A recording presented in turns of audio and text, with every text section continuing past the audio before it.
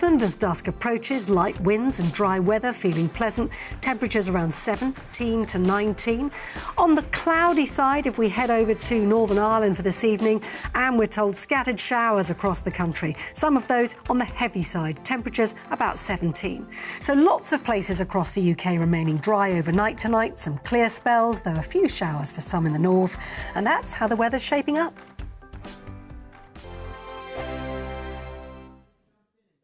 Join my show Farage, 7 p.m. till 8 p.m. Monday through Thursday. And there you will get opinion, analysis, debate, and I'll cover stories that nobody else dares to touch. You've been cancelled. Join the club. Oh, my goodness me. And then for the last 15 minutes, talking pints. We're over a drink. We have a civilised conversation with someone. We very often disagree, but we do it in a grown-up way. Come and join me on Farage.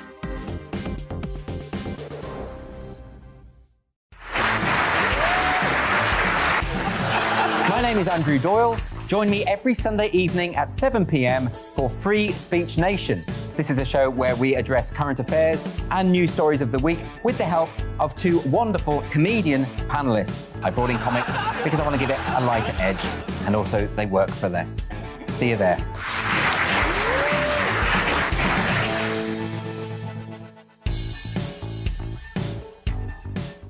Hi there, it's Stephen and Anne.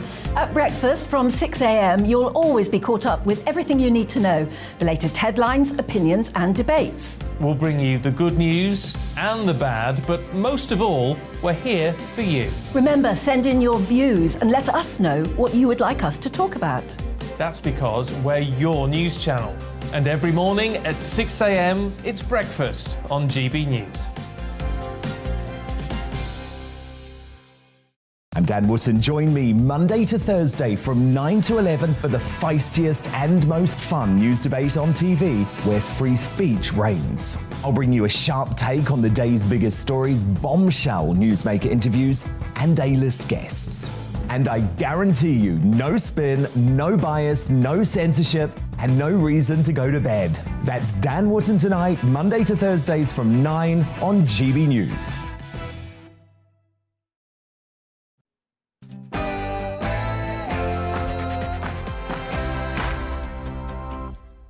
The Finnish Prime Minister apologises for dancing. Mark Zuckerberg admits to restricting content on Facebook based on FBI requests.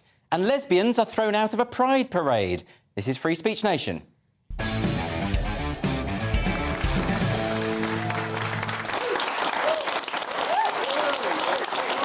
Welcome to the show. In the autobiography of the novelist Compton Mackenzie, he mentions one of his more curious pastimes. He enjoyed scouring newspapers for various incidents where the term literally was misused. So here are some of the examples that he quotes. He is literally here, there and everywhere. In this case, the wish was literally father to the thought. To this day, I see his face exactly as I saw it then, stricken and defiant, blazing with an anger that seemed literally volcanic.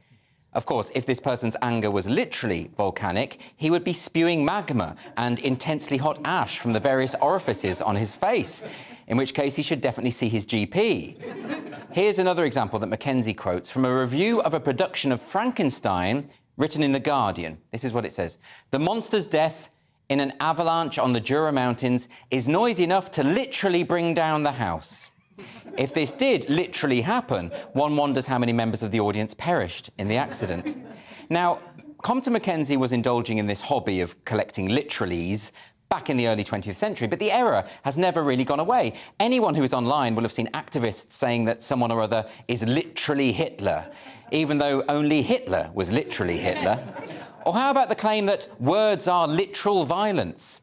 Such activists are, of course, butchering the English language. That's another metaphor, by the way. But literal-minded people have always existed, but the tendency for literal-mindedness among modern social justice activists is particularly pronounced. When a couple of weeks ago, the Pleasance Theatre Trust defended its cancellation of the comedian Jerry Sadowitz's stand-up show, it issued a statement saying that opinions such as those displayed on stage by Sadowitz are not acceptable. But jokes aren't opinions, they're jokes. The chicken didn't literally cross the road, unless by literally you mean figuratively, and even then there isn't an actual chicken. or a road. Just as words aren't violence, jokes aren't real life. Now, I've spoken before on this show about how the companies that compile dictionaries are now seemingly staffed by activists. The role of the dictionary is to record common usage, but over the past few years, you'll have noticed that some staff members at dictionary companies change definitions to better suit their ideological creed, an attempt at social engineering, you might call it. Because really, the culture war is all about language and who gets to define the meanings of words. So take America's oldest dictionary, Merriam-Webster, whose contributors have deemed it necessary to change the definition of the word racism to reflect systemic oppression. Now, most people understand racism to be hatred or prejudice against others due to their race. But for social justice activists, racism is an equation, prejudice plus power, which is why they say that only white people can be racist. That's why when 2 Indian teenagers were arrested at a football game in New Jersey, having verbally abused and urinated on a group of black schoolgirls, the New York Times didn't say this was a racist attack, but that the perpetrators were enacting whiteness. And all of this constant redefinition is maddening because it means you're forever doubting your senses. Here's another example of the Merriam-Webster dictionary changing definitions to suit their ideology. This is how they've defined female for many years.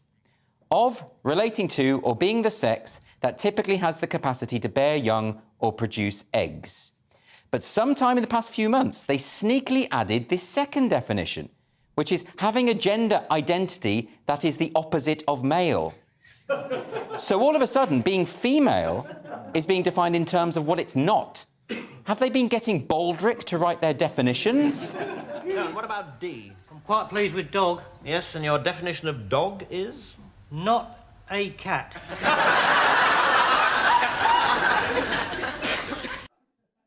When the compilers of dictionaries are telling you that words no longer mean what you think they mean, it's a means of control.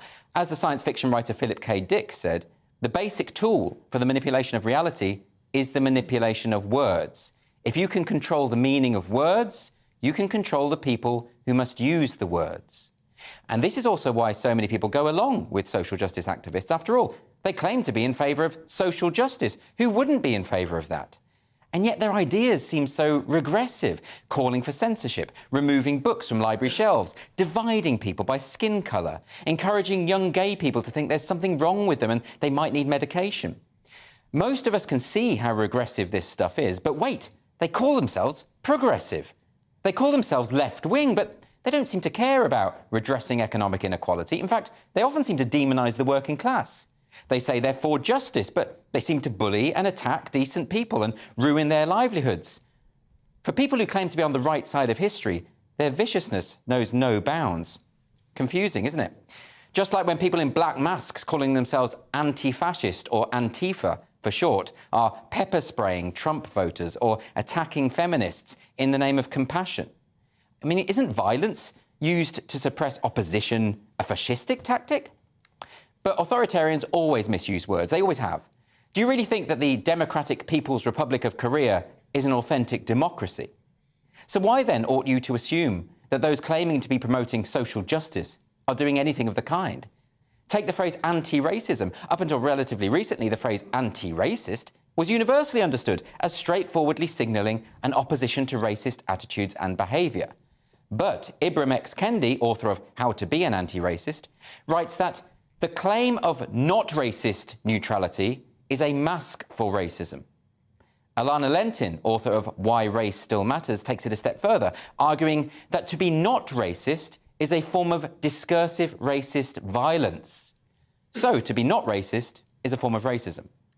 This ideology has spread because it uses appealing words to describe some terrible ideas. I mean, who wouldn't say that they were anti-racist? We're all against racism.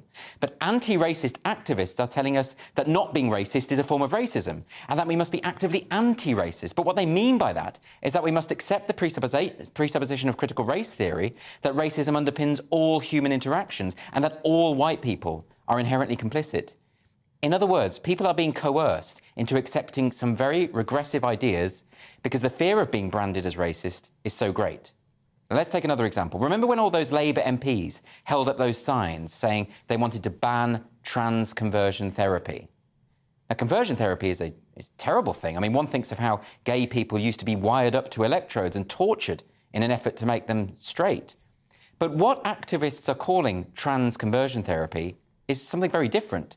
It's simply when specialists talk to children about their feelings of gender dysphoria to determine what other factors might be at play. In most cases, gender non-conforming kids grow up to be gay, and they are often simply struggling with their homosexuality. But the scandal at the Tavistock Clinic has shown how many of these children were fast-tracked into medicalisation to be fixed in accordance with heterosexual assumptions. Now, that's a form of conversion therapy. So when these Labour MPs hold up signs saying they want a ban on conversion therapy, they are in truth supporting conversion therapy.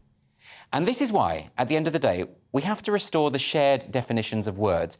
We need to be wary of activists who redefine words while denying that they are doing so. We need to keep an eye on those dictionaries, because these changes are being implemented all the time. Language evolves, and that's natural and inevitable.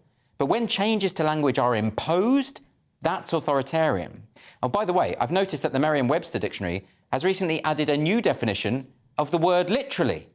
Now, if you go to the website, you can still see the original meaning, which is in a literal sense or manner, but you can also now see this secondary meaning, which appeared a couple of months ago.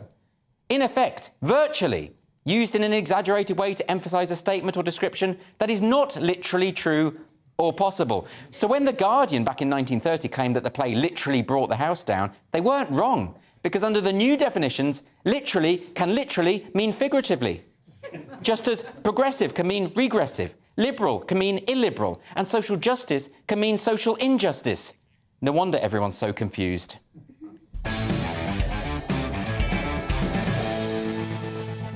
And my studio guests this evening are Asagila, Hershey and Lewis Schaefer.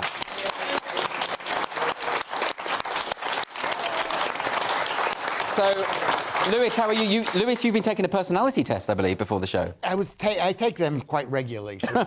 And have you solved any of your problems? Do you know what kind of person you are? There's something seriously the matter with me.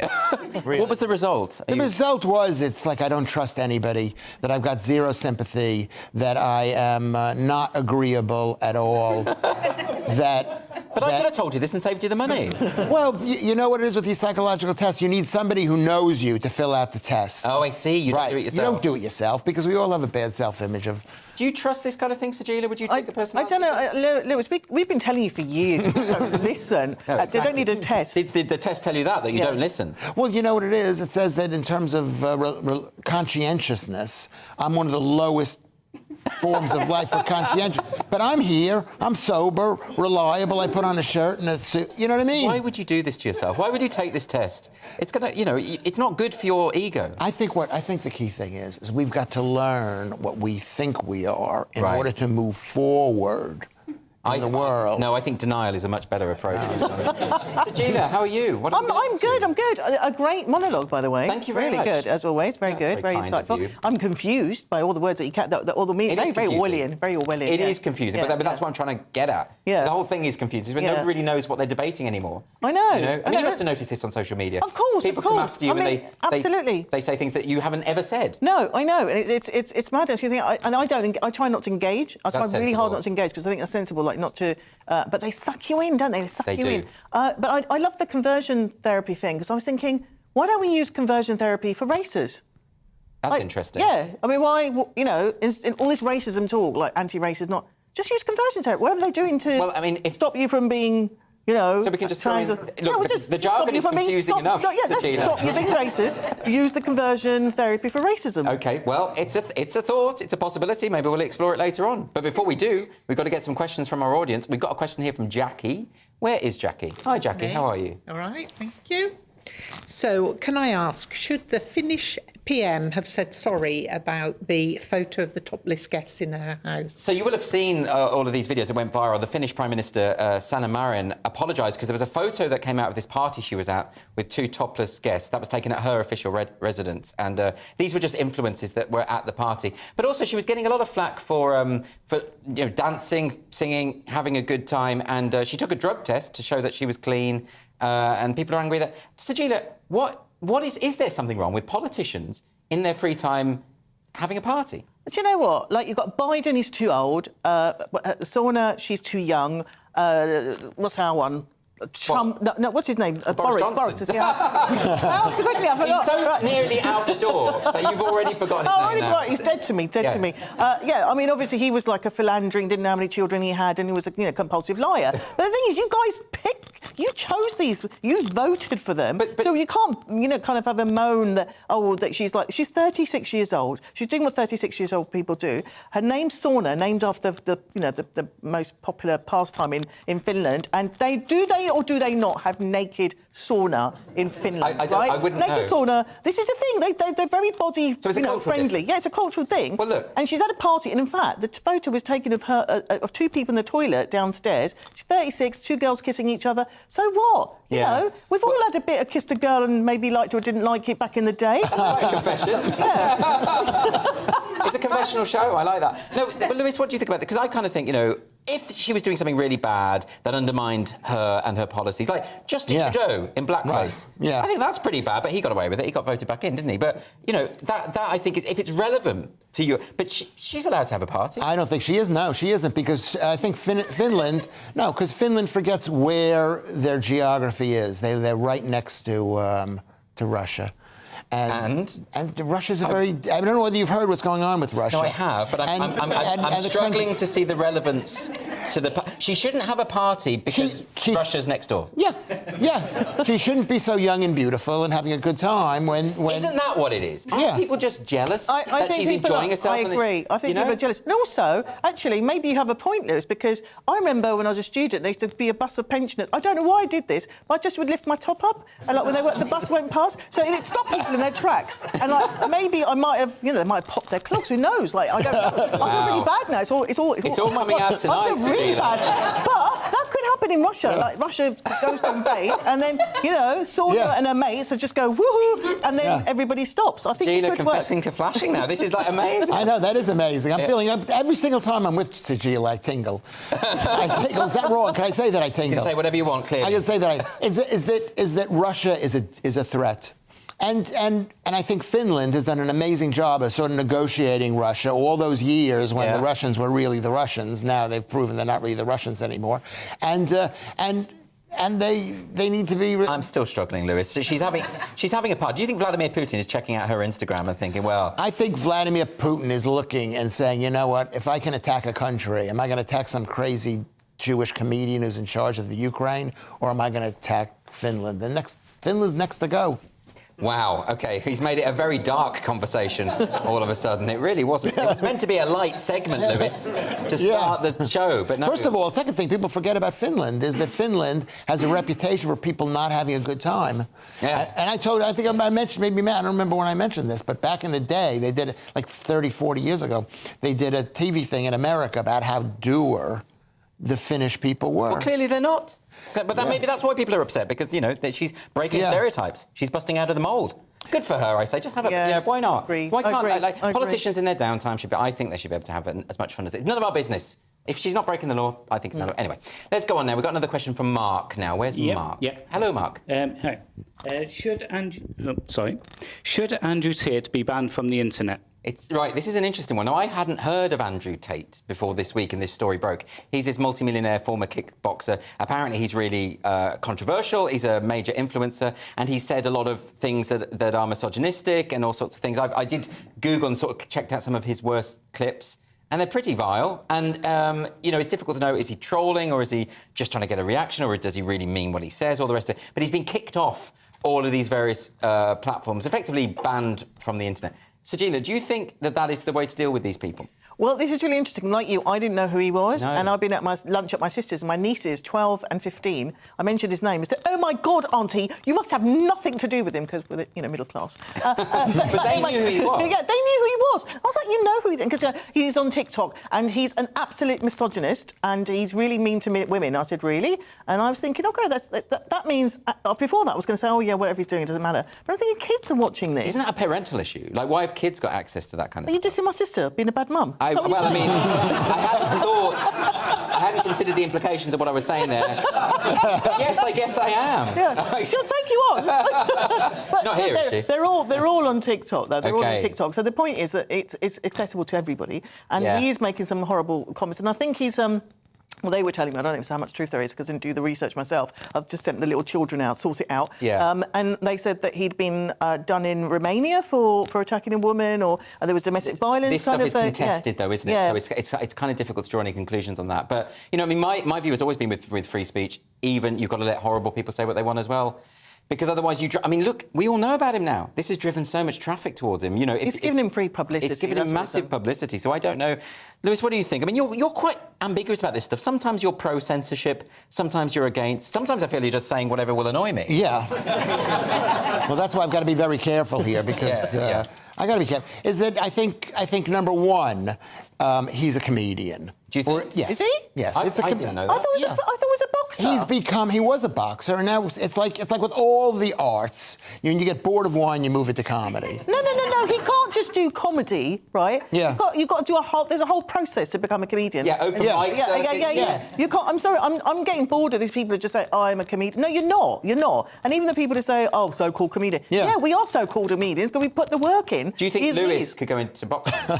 Lewis definitely go into boxing Because that would annoy boxers. Yeah, that would. Be fair. No, at the end of the day, he's done one thing that was really wrong, which he did this thing with the spanking of the girl. I don't know but again, apparently that's a consensual sort of fetish thing. Was it? Apparently the girl herself said it was. So yeah. Again, but it looks kind of like... I haven't seen it. It looks like Johnny Depp destroying the cabinets in the kitchen. It's one of those things. Maybe the full story isn't there. The truth is, here's the truth. The truth is that with stand-up comedy, and Asagila knows this, and you know this, it takes years of performing in front of people to know the things you cannot say, where the line is. I mean, I forget it. All the time you forget. You forgot the line earlier, didn't he? He never was in the trenches saying this stuff. So when it gets said, so you think he's joking, and you think he doesn't know what the line is. I think a lot of it is joking. I mean, to be fair, I don't know who this guy is, so I'm really not in a position. I don't know who he is. But you're very quick to judge the guy. You're very quick to call him. No, it wasn't me. It was my both nieces. of you are. Everybody is. Children were judging him. Everybody is. I mean, I was listening to the videos of the whole thing, and they just judge the guy. I mean, who? If let's say that was consensual. Yes. I'm not the total supporter of him. I think he's a dapper laughs. He went a bit too far, and I can see how people... I just question your conclusion that he's a comedian. But anyway, we don't know. What do you think he's doing by saying all those Making things? a lot of money. I think. Yeah, by having people watch his videos. What are we doing? Well... You know what this is a lesson? I'll tell you what this is a lesson. Wrap this up now, Lewis, because I've got to move on. All right, every single day they're telling us, don't become famous because you'll get screwed. And this is why I'm trying to keep things on the QT. Oh, that's why. It is true, though. I mean, no, you're right. Once you become famous, there's a lot of attention. People go after you, so that's why you're sabotaging your own career. Yeah. Do you want to? Yeah. You're saying that's like as a joke. That's totally true. Exactly true. No, that's totally true. I take you at your word. Absolutely. There's got to be some explanation. Yeah. Anyway, we've got a question now from Lee. Where is Lee? Hi, Lee. Hi. Allegations about our current PM side. Should we be worried about falling birth rates?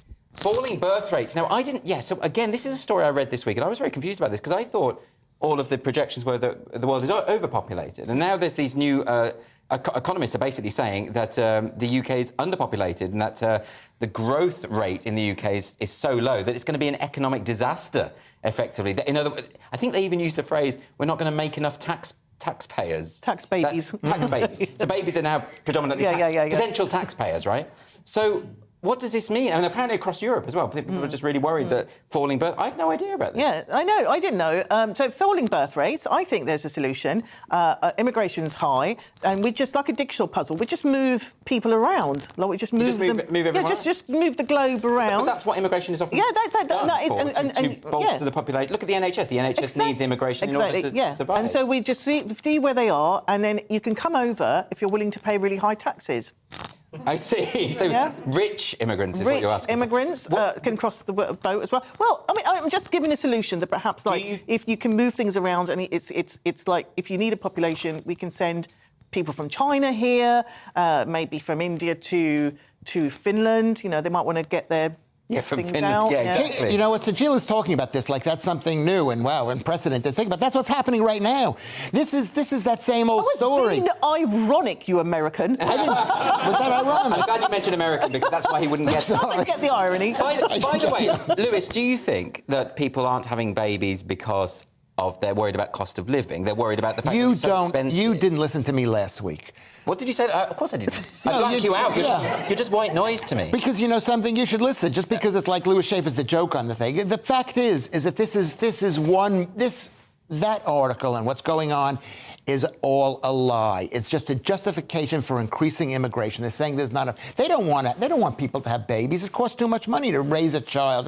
Why would you want to have some bratty English kid who's just causing trouble? You had two of them. Yeah, who wants them? Really? They're nothing but your kids English? Your kids are English? I think they call them. I don't know what they call themselves. It depends. It depends who they want money from. Goodness me. Listen, Lewis, we have to move on because we've only got a little time before the end of the section. And this is a question that we got from our email account. This is a question from Lisa. And Lisa says, should Facebook have censored the Hunter Biden laptop story? So Mark Zuckerberg, who obviously is the head of Facebook, or Meta as it's now called, told Joe Rogan on his podcast that Facebook algorithmically censored a story about Hunter Biden's laptop ahead of the 2020 election due to a general request from the FBI. Now, we knew that the social media platforms were restricting sharing this information because Twitter completely did. They even blocked the New York Post's account who broke the story. And the New York Post is not some blog. I mean, this is like a major old newspaper in America. It was founded by Alexander Hamilton. The oldest newspaper. The oldest newspaper. So it was a big deal. They thought this article would be dangerous, would damage Biden's chances.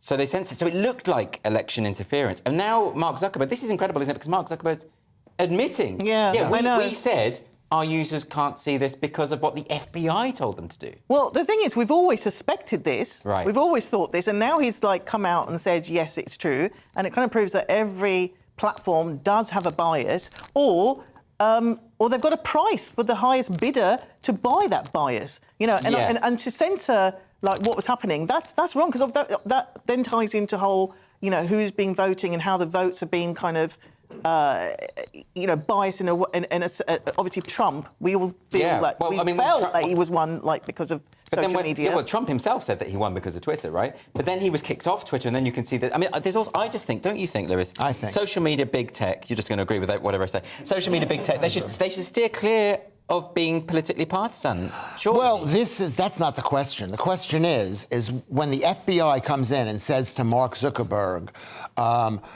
you know, we're not telling you what to do, but this is wrong if you do it. Yeah, that's sort of what they said, right? Yeah, and so basically what this story is Mark Zuckerberg is throwing Joe Biden and the FBI under the bridge. What is it called? Under the bus. Under the bus, right? And so that's what makes this story amazing, is that I guess Mark Zuckerberg realizes that maybe the Democrats and Biden are not going to be in power in the next election. That's interesting. Maybe, because why did he mention on Rogan? Surely that's the sort of thing you should keep to yourself, right? Yeah, because what's going to happen is the Democrats are going to come after Zuckerberg, and he's saying basically it's not my fault. We were told by the FBI to do this. You know, sometimes your conspiracies make a bit of sense. Yeah. Anyway, after the break on Free Speech Nation, is there ideological conformity within the podcasting industry? Andrew Gold from the On the Edge podcast will join me to discuss it. See you in a couple of minutes.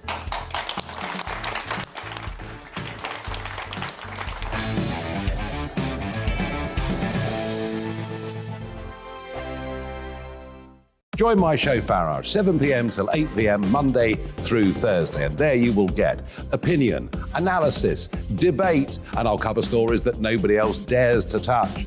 You've been cancelled. Join the club. Oh, my goodness me. And then for the last 15 minutes, talking pints. We're over a drink. We have a civilised conversation with someone. We very often disagree, but we do it in a grown-up way. Come and join me on Farage.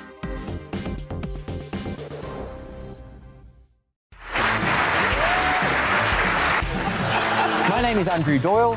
Join me every Sunday evening at 7 p.m. for Free Speech Nation.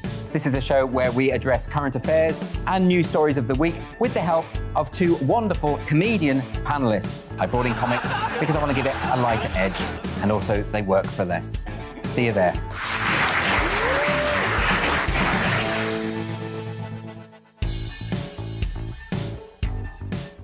Hi there, it's Stephen and Anne. At breakfast from 6 a.m, you'll always be caught up with everything you need to know, the latest headlines, opinions and debates. We'll bring you the good news and the bad, but most of all, we're here for you. Remember, send in your views and let us know what you would like us to talk about. That's because we're your news channel. And every morning at 6 a.m, it's Breakfast on GB News. I'm Dan Wootton. Join me Monday to Thursday from 9 to 11 for the feistiest and most fun news debate on TV, where free speech reigns. I'll bring you a sharp take on the day's biggest stories, bombshell newsmaker interviews, and A-list guests. And I guarantee you, no spin, no bias, no censorship, and no reason to go to bed. That's Dan Wootton Tonight, Monday to Thursdays from 9 on GB News.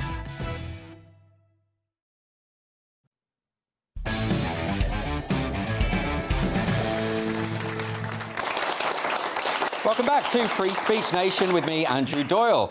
The world of podcasting has been in the news this week after Ben Shapiro from the Daily Wire appeared at the Podcast Movement's conference in Dallas. Shapiro spoke with fans at his company's booth, only for the Podcast Movement to subsequently announce it was ending its relationship with the Daily Wire. This followed complaints on social media about the presence at their event of the Conservative commentator. So, here to discuss this and the world of podcasting more generally, it's the host of the On the Edge podcast, Andrew Gold. Hello, Andrew. Now, before we get into what's happening, I just want to explain what's happened with the Ben Shapiro issue. So do we have the image of the tweet that was sent by the podcasting movement? And we'll see that there. Now, they've said, "Hi, folks, we owe you an apology before sessions kick off. Yesterday afternoon, Ben Shapiro briefly visited the PM22 Expo area near the Daily Wire booth. Though he was not registered or expected, we take full responsibility for the harm done by his presence." And there was this big, long thread, Andrew, and they're effectively saying that within the podcast community, if there's a Conservative who turns, even if he shows it, even if someone gets a glimpse of him, it's caused harm. What's going on there? Well, you know what's really interesting is that these events are, much of the podcast industry is propped up by true crime. So these events will have probably had, or that event will have had many, probably former murderers. They often do at these kind of places, murderers and criminals and those kinds of things. Right. And everyone's happy to listen to them. In fact, true crime is the most popular kind of podcasting there is. So everyone's loving listening to that. But a guy who's paid to be at an event is not welcome. And they were happy to have his ideas. They had the Daily Wire. They knew the Daily Wire. They know what the Daily Wire is. And the Daily Wire paid $9,000 to be there. But they didn't expect Ben Shapiro to actually turn up. So they're happy with his ideas, apparently, maybe. But there's something about him. But why is offensive. he so dangerous? He's been smeared as all sorts of things like fascist, etc. But he's the main target of the alt-right, of anti-Semitism. People hate him for being Jewish. So it's totally incoherent. I mean, sure, you might disagree with a lot of his views, but he's not advocating for terrorism or anything. He just has right-wing conservative views, right? Yeah, well, absolutely. And I think that was the strangest thing, that the podcast movement didn't consider how that might look. This is a guy who he's an Orthodox Jew. He wears a kippah on his head. He practices Judaism, and they didn't think about how that might come across. It really does look bad, 80 years on from, concentration camps and things. Now we're looking at a Jew and his presence, not his ideas necessarily. Yeah, although we know really that means his ideas and things. I guess that means they're fearful that people might be convinced by what he says. So people are going to be very surprised to think that the podcast community is so homogenous when it comes to ideas and ideology, because, of course, podcasting, anyone can do it and anyone can have a podcast. So you would expect isn't that the joy of it, that you get all sorts of ideas? That's the beauty of it, and it's why I first got into it. I was having trouble, with TV, trying to make documentaries because of this kind of thing. So I thought, okay, podcasting, I can, you do it at home, and most people can afford a basic camera and a basic, it's 50 quid or whatever. So you can do it. But what you don't realise as you go along is there are all sorts of different barriers. If you want to get anywhere in podcasting, you need to be propped up and put on like a platform. So Apple, Spotify, they hold the keys. They're the gatekeepers. I see. And it's opaque. You don't know who these people are. They don't tell you what, how, and why they might put you there. And similarly, these kinds of podcast events, you need to be picked for them. You need to win awards. That's how you get the PR to get anywhere in podcasting. So they're still the gatekeepers. And in terms of these awards that you describe, and you've mentioned in the past that there are certain diversity criteria that you have to fill. Can you talk us through that a bit? So in the UK, there's pretty much a monopoly on awards. It's the British Podcast Awards. That's the main one. And it can do huge things. It can blow up podcasts if you win or you're nominated. And they have this huge drive for diversity and equity of outcome, which means that they, at the moment, for example, they've got, I think it was 40% of their judges are BAME. Actually, it's 38%, and they're aiming for 40% next year, so they're aiming to move that up. It was 25% LGBT. So it's the identity of the identity demographic. Oh, that yeah, is most... and it's how it's voted. And they're transparent about this. They vote for podcasts based, 33%. So 1/3 is on the actual merit, how good the podcast is, and 2/3 is on diversity and impact to those judges. OK, so that's astonishing. So in other words, only 1/3 of the weighting of the voting for these awards is on how good the thing is. Yeah. And the rest is about whether it satisfies identitarian concerns and an ideological concern. Well, that's incredible. Also, I might add, quite patronising to minority groups, I would have thought. Yeah. So, OK, so where does that leave you? I mean, how do you feel?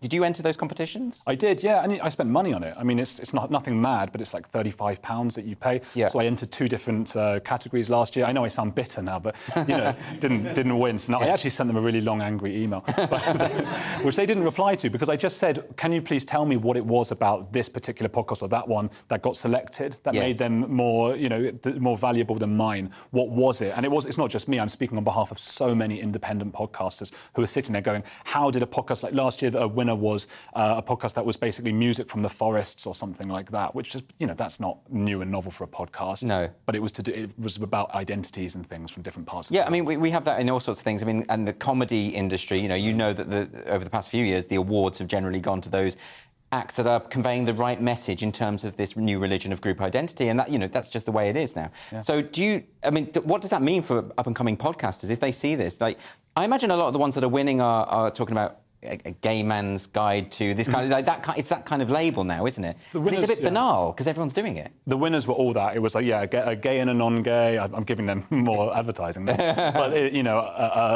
each title had either an identity in it, or it just had a very famous person who doesn't really need propping up, whether it be James O'Brien or Idris Elba or someone like that. Yeah. But mostly, yeah, identity. It's all about identities. I don't know. They don't seem like they're particularly good podcasters. But that's not interesting. You know, when you get to the podcast, it's just not. Well, it's not interesting to me. I want to know more about people who they are as people, not which group they happen to come from. That doesn't interest me, you know. Yeah. So you say that you used to make documentaries, right, before you went into podcasting. Can you talk me through about what happened there and why that wasn't working out for you? Sure. So my kind of documentaries, I guess I was following or trying to follow in the footsteps of Louis Theroux, the kind of presenter-led stuff where I'm on screen and I'm meeting kind of weird, strange people, extreme ideologues and that kind of thing. So one particular one you can find on BBC iPlayer is about an exorcist who was abusive and whatever. So I went and made those films on my own with a friend of mine and brought them to the BBC and sold them to them. And then I wanted to try and make things with them. I had an agent and everything, and she got me into all the production companies like in the UK, almost everyone you could imagine. And every single time they said halfway through, look, we love your ideas. It's all ideas about crazy, weird stuff around the world. But how would you feel about maybe just being behind the camera, and we'd put somebody from a minority in front of the camera, which again is just so patronizing, as you say, to these people. Who's going to get a call like, this is another journalist has done all the work, but can you come and pretend it was you? That's what was expected. That's incredible. So it didn't matter how good your ideas were. And they were saying this openly? Oh, well, it was production companies saying it on behalf of the BBC and Channel 4. They knew their ideas would not pass muster with the BBC and Channel 4. They knew it was going to be impossible. And they would often make jokes about it themselves. I mean, I won't repeat the jokes, but they would say to me, like, you know, you imagine you could do this and maybe then you'll get on the TV, that kind of thing. I mean, it's astonishing, though, isn't it? Like, and people, when they hear these sort of stories, they, why are you complaining? You know, straight white men have had it good for so long, but you haven't. Like, it's not like just because some straight white men had advantages in the past, which they definitely did, that means you somehow inherit those advantages, because you're a different human being, right? That's how I feel. Yeah, well, yeah. I mean, so there's a bizarre kind of demographic. And, you know, I remember being, I was told by a theatre company that they wanted to this was explicit. They said they wanted to shortlist me for this sort of writing project where they elevate certain writers, but they couldn't because I was white. And they said it quite explicitly. Yeah. And so it's very odd. Like, I get that these things might happen behind the scenes, but the explicit declaration, and I thought discrimination on skin colour was wrong. I was under that impression. Well, this is the thing. And then when you actually tell people about it, you get gaslit, which is probably the most frustrating thing. When this first happened to me, I think I confess that part of me felt quite good about myself. Like, well, I'm taking one for the team and I'm helping other people to go up. And then you get told that again. and again and again. And it's 5, 6, 7 years. And then it's not just the BBC and Channel 4. It's like random gigs that I got selected for to do, like business gigs and things like that. And they would call afterwards and say, like, hey, sorry, it's just been brought to our attention that you're a white man or something. I'm like, well, yeah, you knew that before, but OK. But I guess, you know, they would have a case if we were going back 30 years where there wasn't sufficient representation. Like people were overlooked because of their race, because of their sexuality. I think that's true. But now we've reached a point where that just isn't the case. No. And so surely, why are we behaving as though it still is? It's a strange one, isn't it? And yeah, there's something called the Diamond Diversity Report, which all the TV channels go by, and that shows, you know, on screen the different identities and things on screen at the moment. Yes. And so BAME people at the moment are doubly overrepresented, LGBT people almost 3 times on our screens at the moment, which again, you could say is a good thing or a bad thing, but it is happening. And I don't know why they have to continue with this unless it's to make themselves look good. Yeah, absolutely. Well, look, this is a fascinating topic, and I really appreciate you coming on to talk about your experiences. But before you go, I do want you to tell us about your podcast, because I've not only been on your podcast, I've seen many episodes and listened to many episodes, and it is brilliant. I think you're fantastic at what you do. Oh, thank you. So please do tell people where they can find it. Yep, On the Edge with Andrew Gold, Spotify, YouTube, everywhere. As Andrew says, he's on it a couple of times, some of the best episodes. You have to say that now. But what's great about your podcast is you do bring on people with all sorts of viewpoints. Yeah. And there are people you've had on who would really probably loathe me. Yeah. Yeah. So, and that's fascinating. Yeah. Well, that's it. I mean, I didn't want to. I was so tempted after an experience that like the one I had. I was really tempted to go that other way, like a lot of podcasters do, and just always the anti-woke stuff. And I do. That is interesting to me. But so are Scientologists, and or I don't want to say about, because some of them are too controversial to even say on TV. Yeah. But lots of controversial, weird, strange people and different insights and things like that. In other words, it's true diversity. Yeah. Actually. Yeah. Well, I think so. That's On the Edge with Andrew Gold. Everyone. Well done. All right. Thanks, Andrew, very much for joining me today. Really appreciate it. Thank you.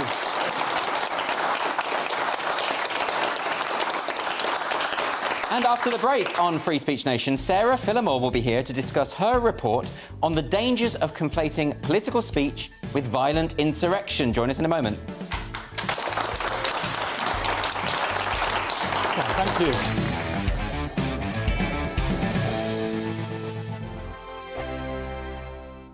Join my show Farage, 7 p.m. till 8 p.m. Monday through Thursday. And there you will get opinion, analysis, debate, and I'll cover stories that nobody else dares to touch. You've been cancelled. Join the club.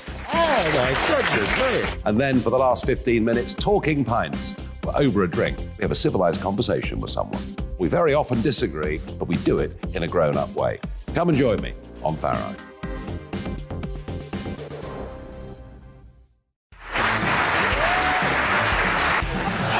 My name is Andrew Doyle. Join me every Sunday evening at 7 p.m. for Free Speech Nation.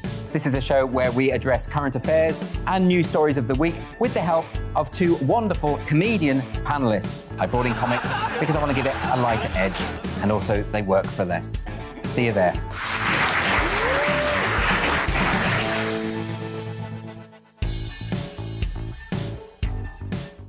Hi there, it's Stephen and Anne. At breakfast from 6 a.m, you'll always be caught up with everything you need to know, the latest headlines, opinions and debates. We'll bring you the good news and the bad, but most of all, we're here for you. Remember, send in your views and let us know what you would like us to talk about. That's because we're your news channel. And every morning at 6 a.m, it's breakfast on GBNews.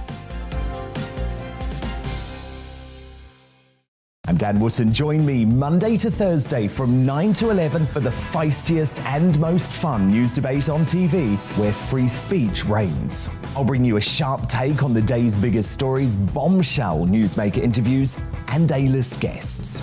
And I guarantee you, no spin, no bias, no censorship, and no reason to go to bed. That's Dan Wootton Tonight, Monday to Thursdays from 9 on GB News.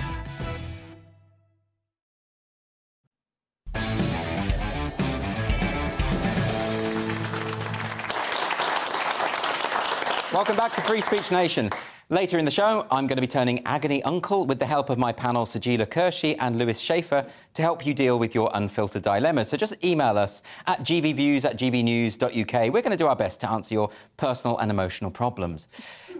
A report has been released entitled Transphobia as a Security Concern The dangers of conflating political speech with violent insurrection. The report investigates how various groups are now claiming that unease about gender identity ideology is a form of terrorism. Sarah Filamore is one of the authors of the report, and she joins me now. Sarah Filamore, hello. Hello. Welcome back to the show. Thanks for having me. You've been on a few times, and we're always very grateful for you to come back. This is an interesting one, isn't it? You've authored this report.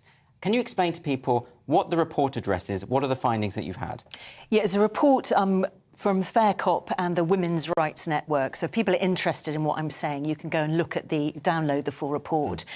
We got very worried because in 2021 there were no less than at least 3 reports that we found saying that transphobia should be an issue of national security. And what was interesting is all 3 of these reports did not define what trans meant, and also, well, therefore couldn't define what transphobia was. It seemed to be anyone who disagreed with any element of gender identity ideology. There was one in particular from the International Centre for the Study of Radicalisation. So they're based at King's College. They're not a tin pot organisation. They're going to be taken seriously by MPs. And this said, anyone who thinks that Rachel Levine is being criticised is therefore transphobic and therefore is just the same as QAnon and the Proud Boys. I mean, I'm not exaggerating for comedic effect. I wish I were. So we were really concerned. So we looked at those reports, and I wrote to the author of one from Northumbria University and the International Centre and just asked for their comments. I didn't get any, and I forgot about it. I then discovered in May of this year, when I was invited with Harry Miller to take part in a hate crime seminar run by the university, that both Harry and I had been flagged up as posing a threat to the safety and well-being of staff and students at the university. Simply for asking the question? Well, my email had been quarantined. I didn't know why. I did a Freedom of Information request and found out that the request for the quarantine had come from the author of one of the reports that I queried. I mean, I'd forgotten about it. It was back in January. So I wrote to the university and said, what you've done is not lawful. If you're telling me it's lawful, please explain. If you agree it's not lawful, please apologise. Now, it's all right for me to do that because I've got, frankly, I'm fed up now. Yes. And I'm also, not a full-time academic. That wasn't my job, my career. And you know the law, crucially. So. Well, I know of the law. I'm law adjacent. I feel more comfortable with the law. I know who to ask when I don't know.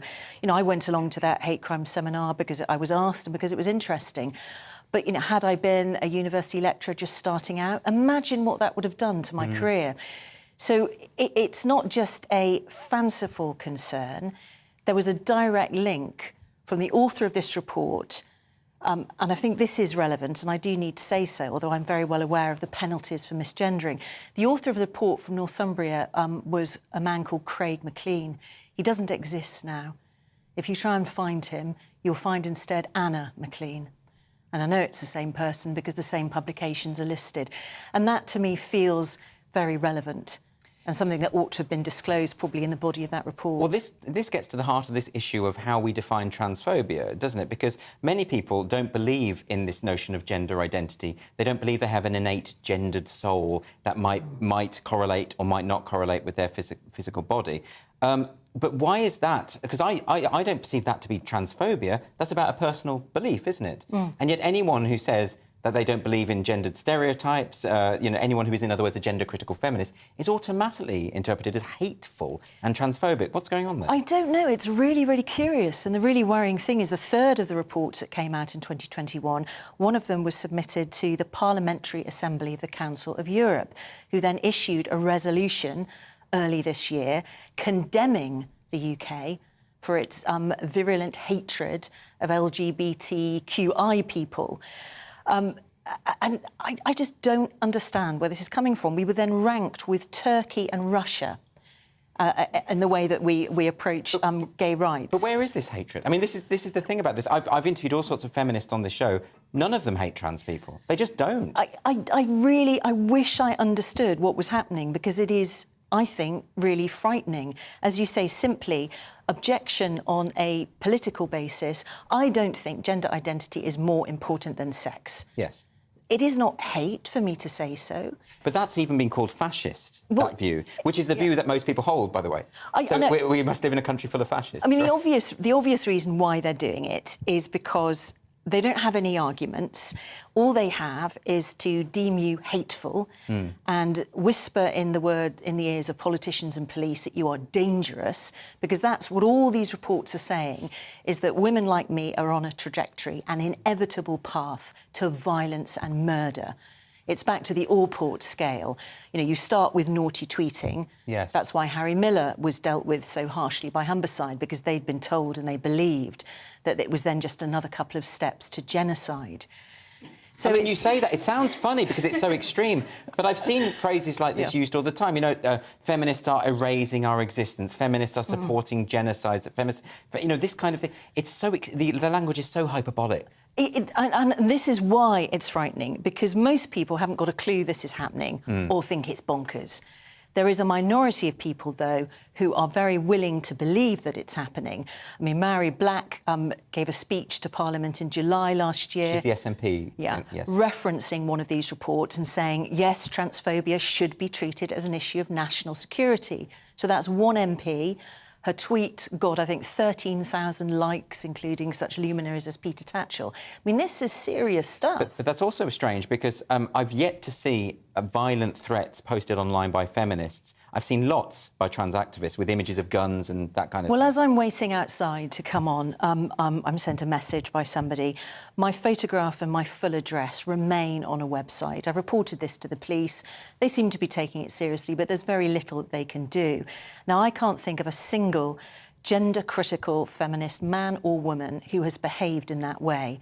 So ask yourself, what is the meaning of the word terrorist? Well, it's not difficult, is it? The clue's in the name. It's about spreading fear, because that does seem to be the only weapon.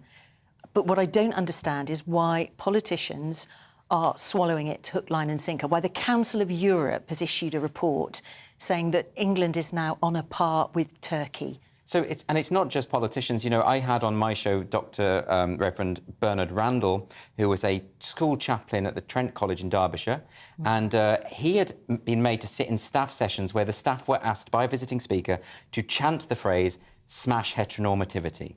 He then gave a sermon to the pupils saying, we should be able to respectfully disagree with these ideological positions, and he was reported by the school to prevent the government's anti-terrorism body, right? So now, that's such an extreme reaction, but that's coming from the school, the authorities within the school. They think that him saying, can't we have a discussion about whether we should smash heteronormativity, they think that's the same as far-right terrorism. Well, that's exactly what happened to Fair Play for Women. I think Sue Pascoe reported them to Trevent in 2019. I don't know if anyone followed the Alison Bailey tribunal.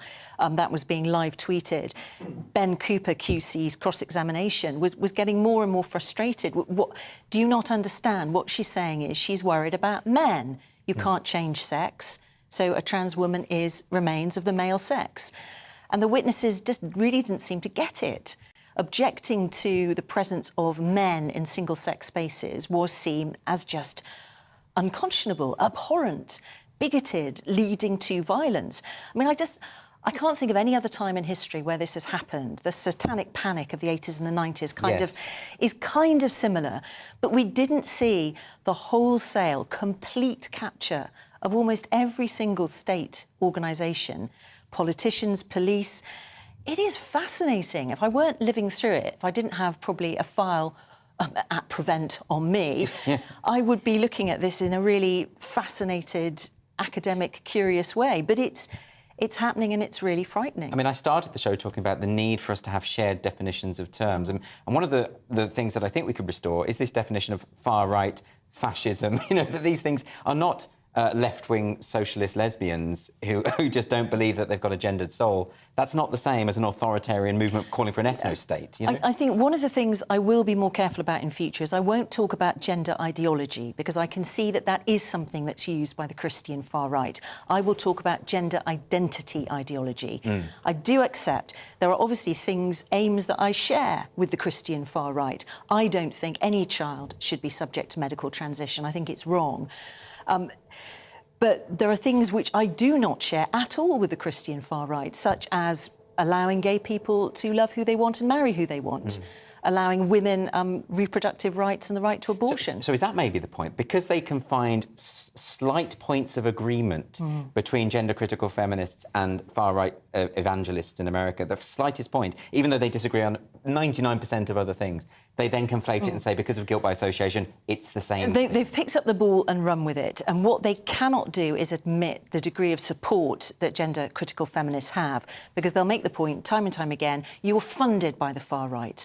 I mean, that, as we know, is insane nonsense. Yeah, that's just made up. I mean, as of February, I think over £2 million had been raised for various court cases which were challenging gender identity ideology.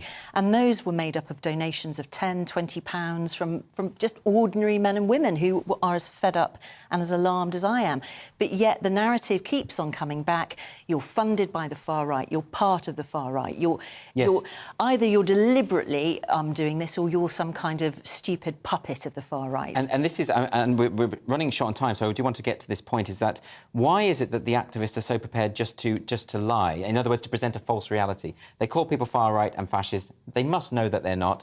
They say they're funded by the far-right, but, you know, the evidence is out there. They're not. Why can't they just accept reality? Why can't they say, we have different ideas, and instead of just smearing you, we'll sit and talk about those things? I wish I knew. I mean, this is speculation. I can only assume that if you've got a movement which is largely made up of mentally ill, entitled narcissists, then they've got away for so long with having people just accept enormous lies like, I can change sex by virtue of a bit of lippy and a pretty dress, I'm now a woman, that it's become second nature to them now. Yeah, but even that comment there, they will say, you're saying that's what all trans people are like, and of course that's not what you're saying. That's what the activists and their allies are like. Yes. And I choose my words with care. I think they are mentally ill. They are entitled. I think anyone sending rape and death threats to people because of a disagreement must have some problems. Well, anybody putting up my picture and my address, the home where I live with my child, because they don't like my political views, that person is not well.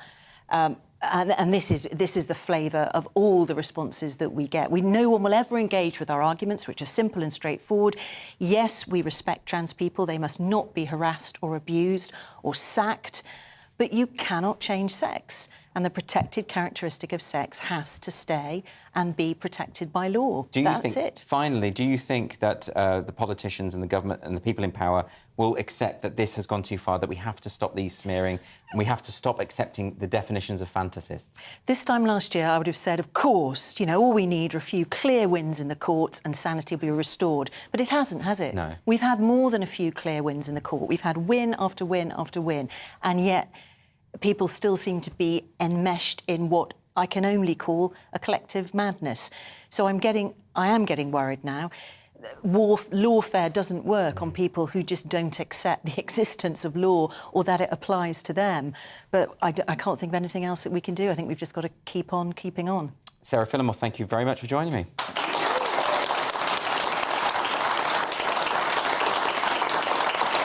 And coming up on Free Speech Nation, we're going to be speaking to a member of a lesbian group who found she was unwelcome at a gay pride parade in Cardiff. Don't go away.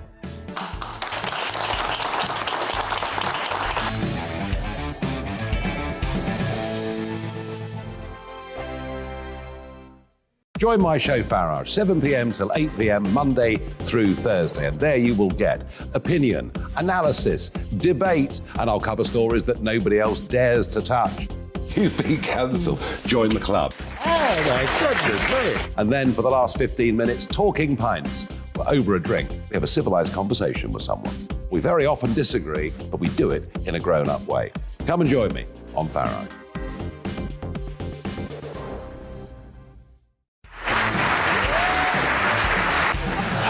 My name is Andrew Doyle. Join me every Sunday evening at 7 p.m. for Free Speech Nation. This is a show where we address current affairs and news stories of the week with the help of two wonderful comedian panellists. I brought in comics because I want to give it a lighter edge, and also they work for less. See you there.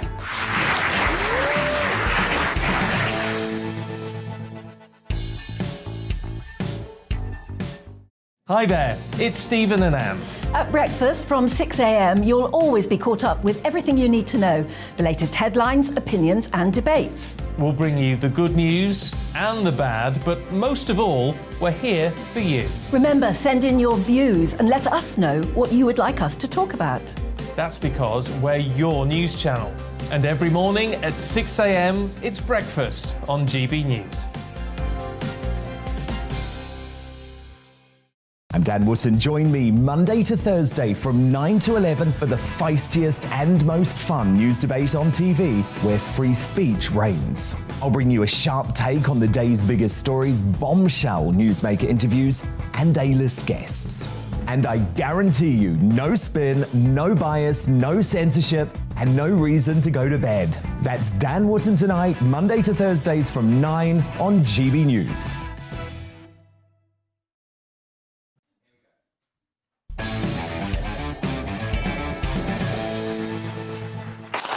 Welcome back to Free Speech Nation. On Saturday, at a gay pride parade in Cardiff, police removed protesters from the lesbian activist group Get the L Out UK. And this followed an alleged confrontation between the protesters and transgender marchers. In a clip from the incident, police can be heard saying, "whatever you are," when having a conversation with the lesbian activists. Let's have a listen. We're marching in a march. At the moment. No, I just want to make sure. Yeah, you know now. Let me just explain to you, and it'll give you some understanding. Yeah. So at the moment, your march, this group of people, is causing confrontation between different groups of people. We're lesbians. Okay? We're lesbians. It's gay pride. Whatever you are at the moment is causing. I did not want to.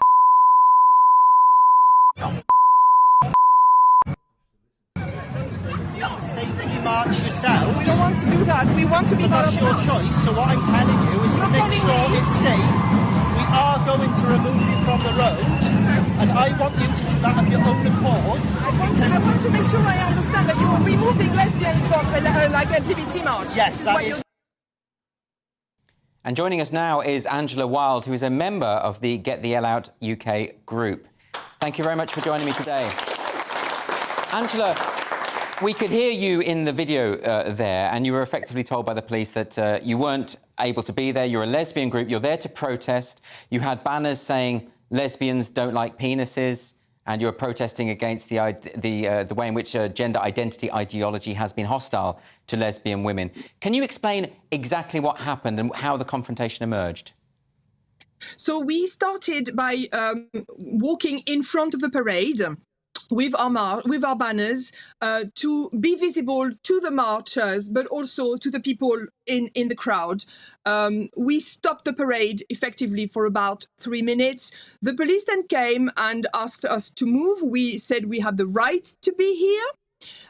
And they then asked us to move at the back of the march. Now, from experience, we know that if we go in the march or at the back of the march, it's a very dangerous place for us. We have had countless experiences of lesbians who have been assaulted within LGBT marches, so we maintained that we wanted to stay at the front where we are the safest. The police came back and said, yeah, that's okay, you can do that. We marched for about 10 minutes. Then we got surrounded by both the police and trans activists who were becoming more and more hostile towards us and closer as well towards us. The police then said, you are obstructing the march, we are going to remove you. And that's part of the clip that you saw. They threatened some of us with forcible removal. They threatened some of us with arrest. So that's what happened. I'm not sure you hear me properly here. No, I can hear you perfectly well, Angela. I wanted to just clarify that because, in fairness, I should say the police issued a statement and they made the claim that the lesbian activists were blocking the march and therefore they had no choice but to remove you.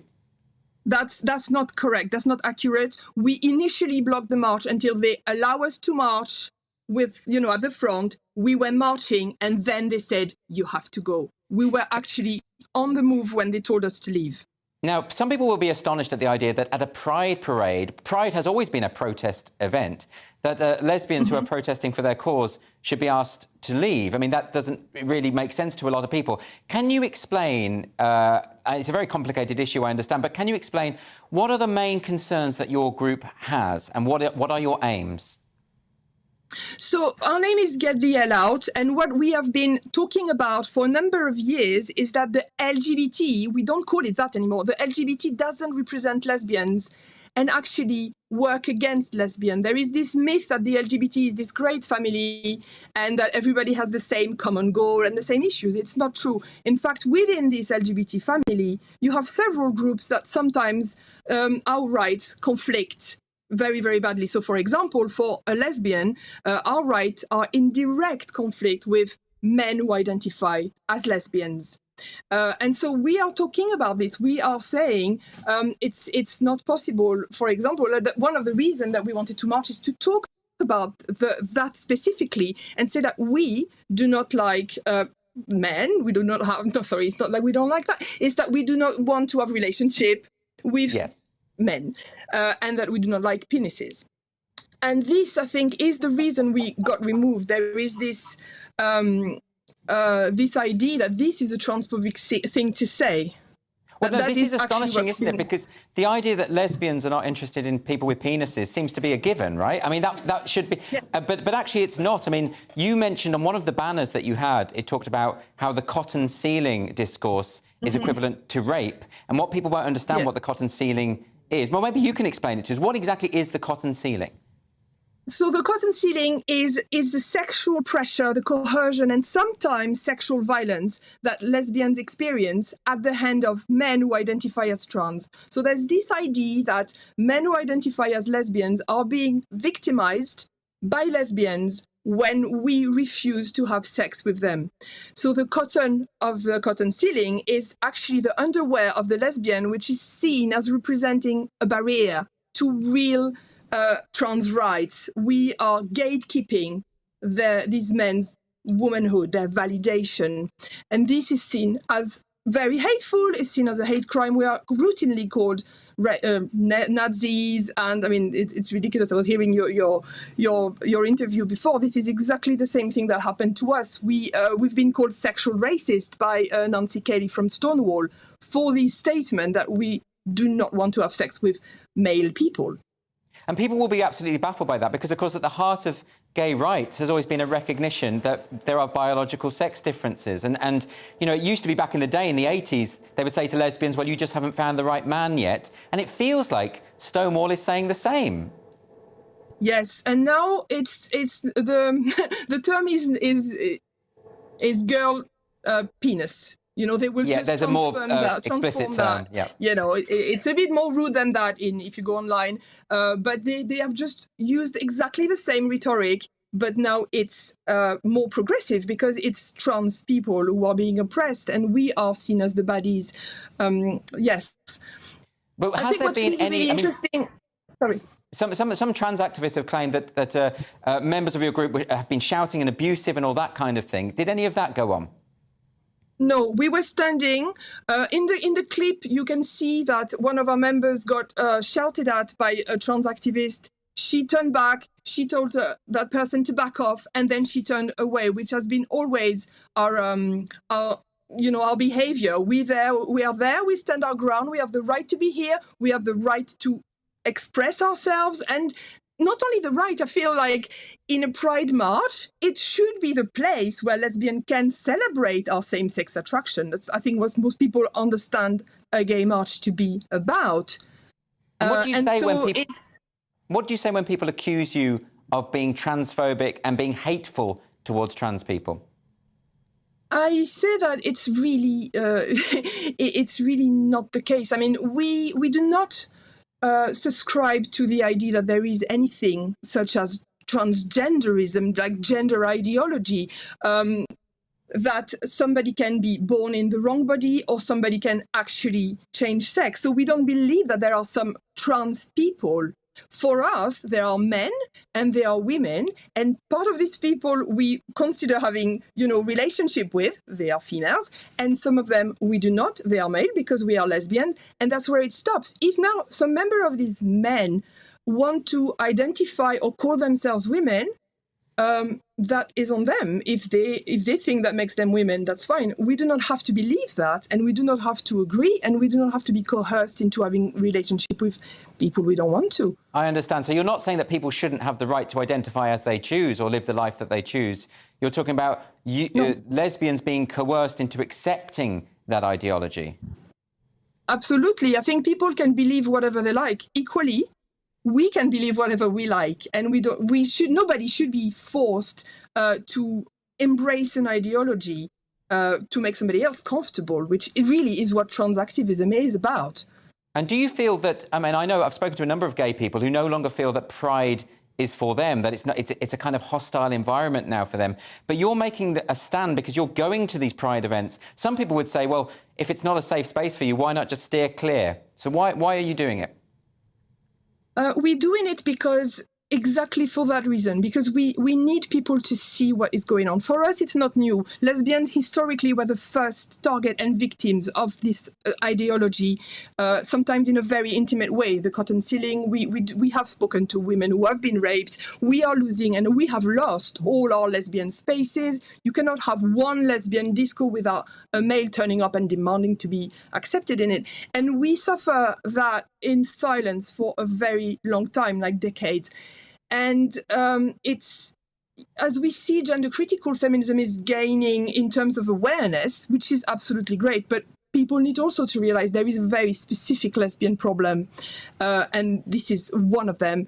It's important that we talk about it. And I know it's very difficult. We're talking about rape and sexual violence. It's not conversation people want to have in polite society.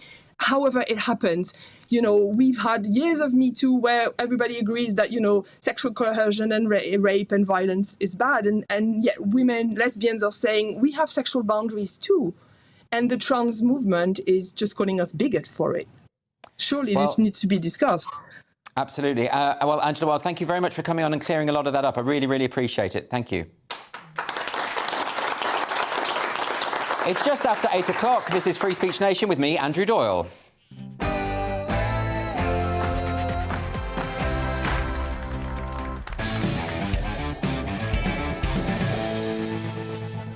So let's get some more questions from our lovely audience. And they've been away for a bit of a drink, so they're a bit tanked up, so they'll probably be a bit more loose. Let's get a question from Matthew. Where's Matthew? Hi, Matthew. Hi. May I ask the question, can Liz Truss be trusted with the nuclear button?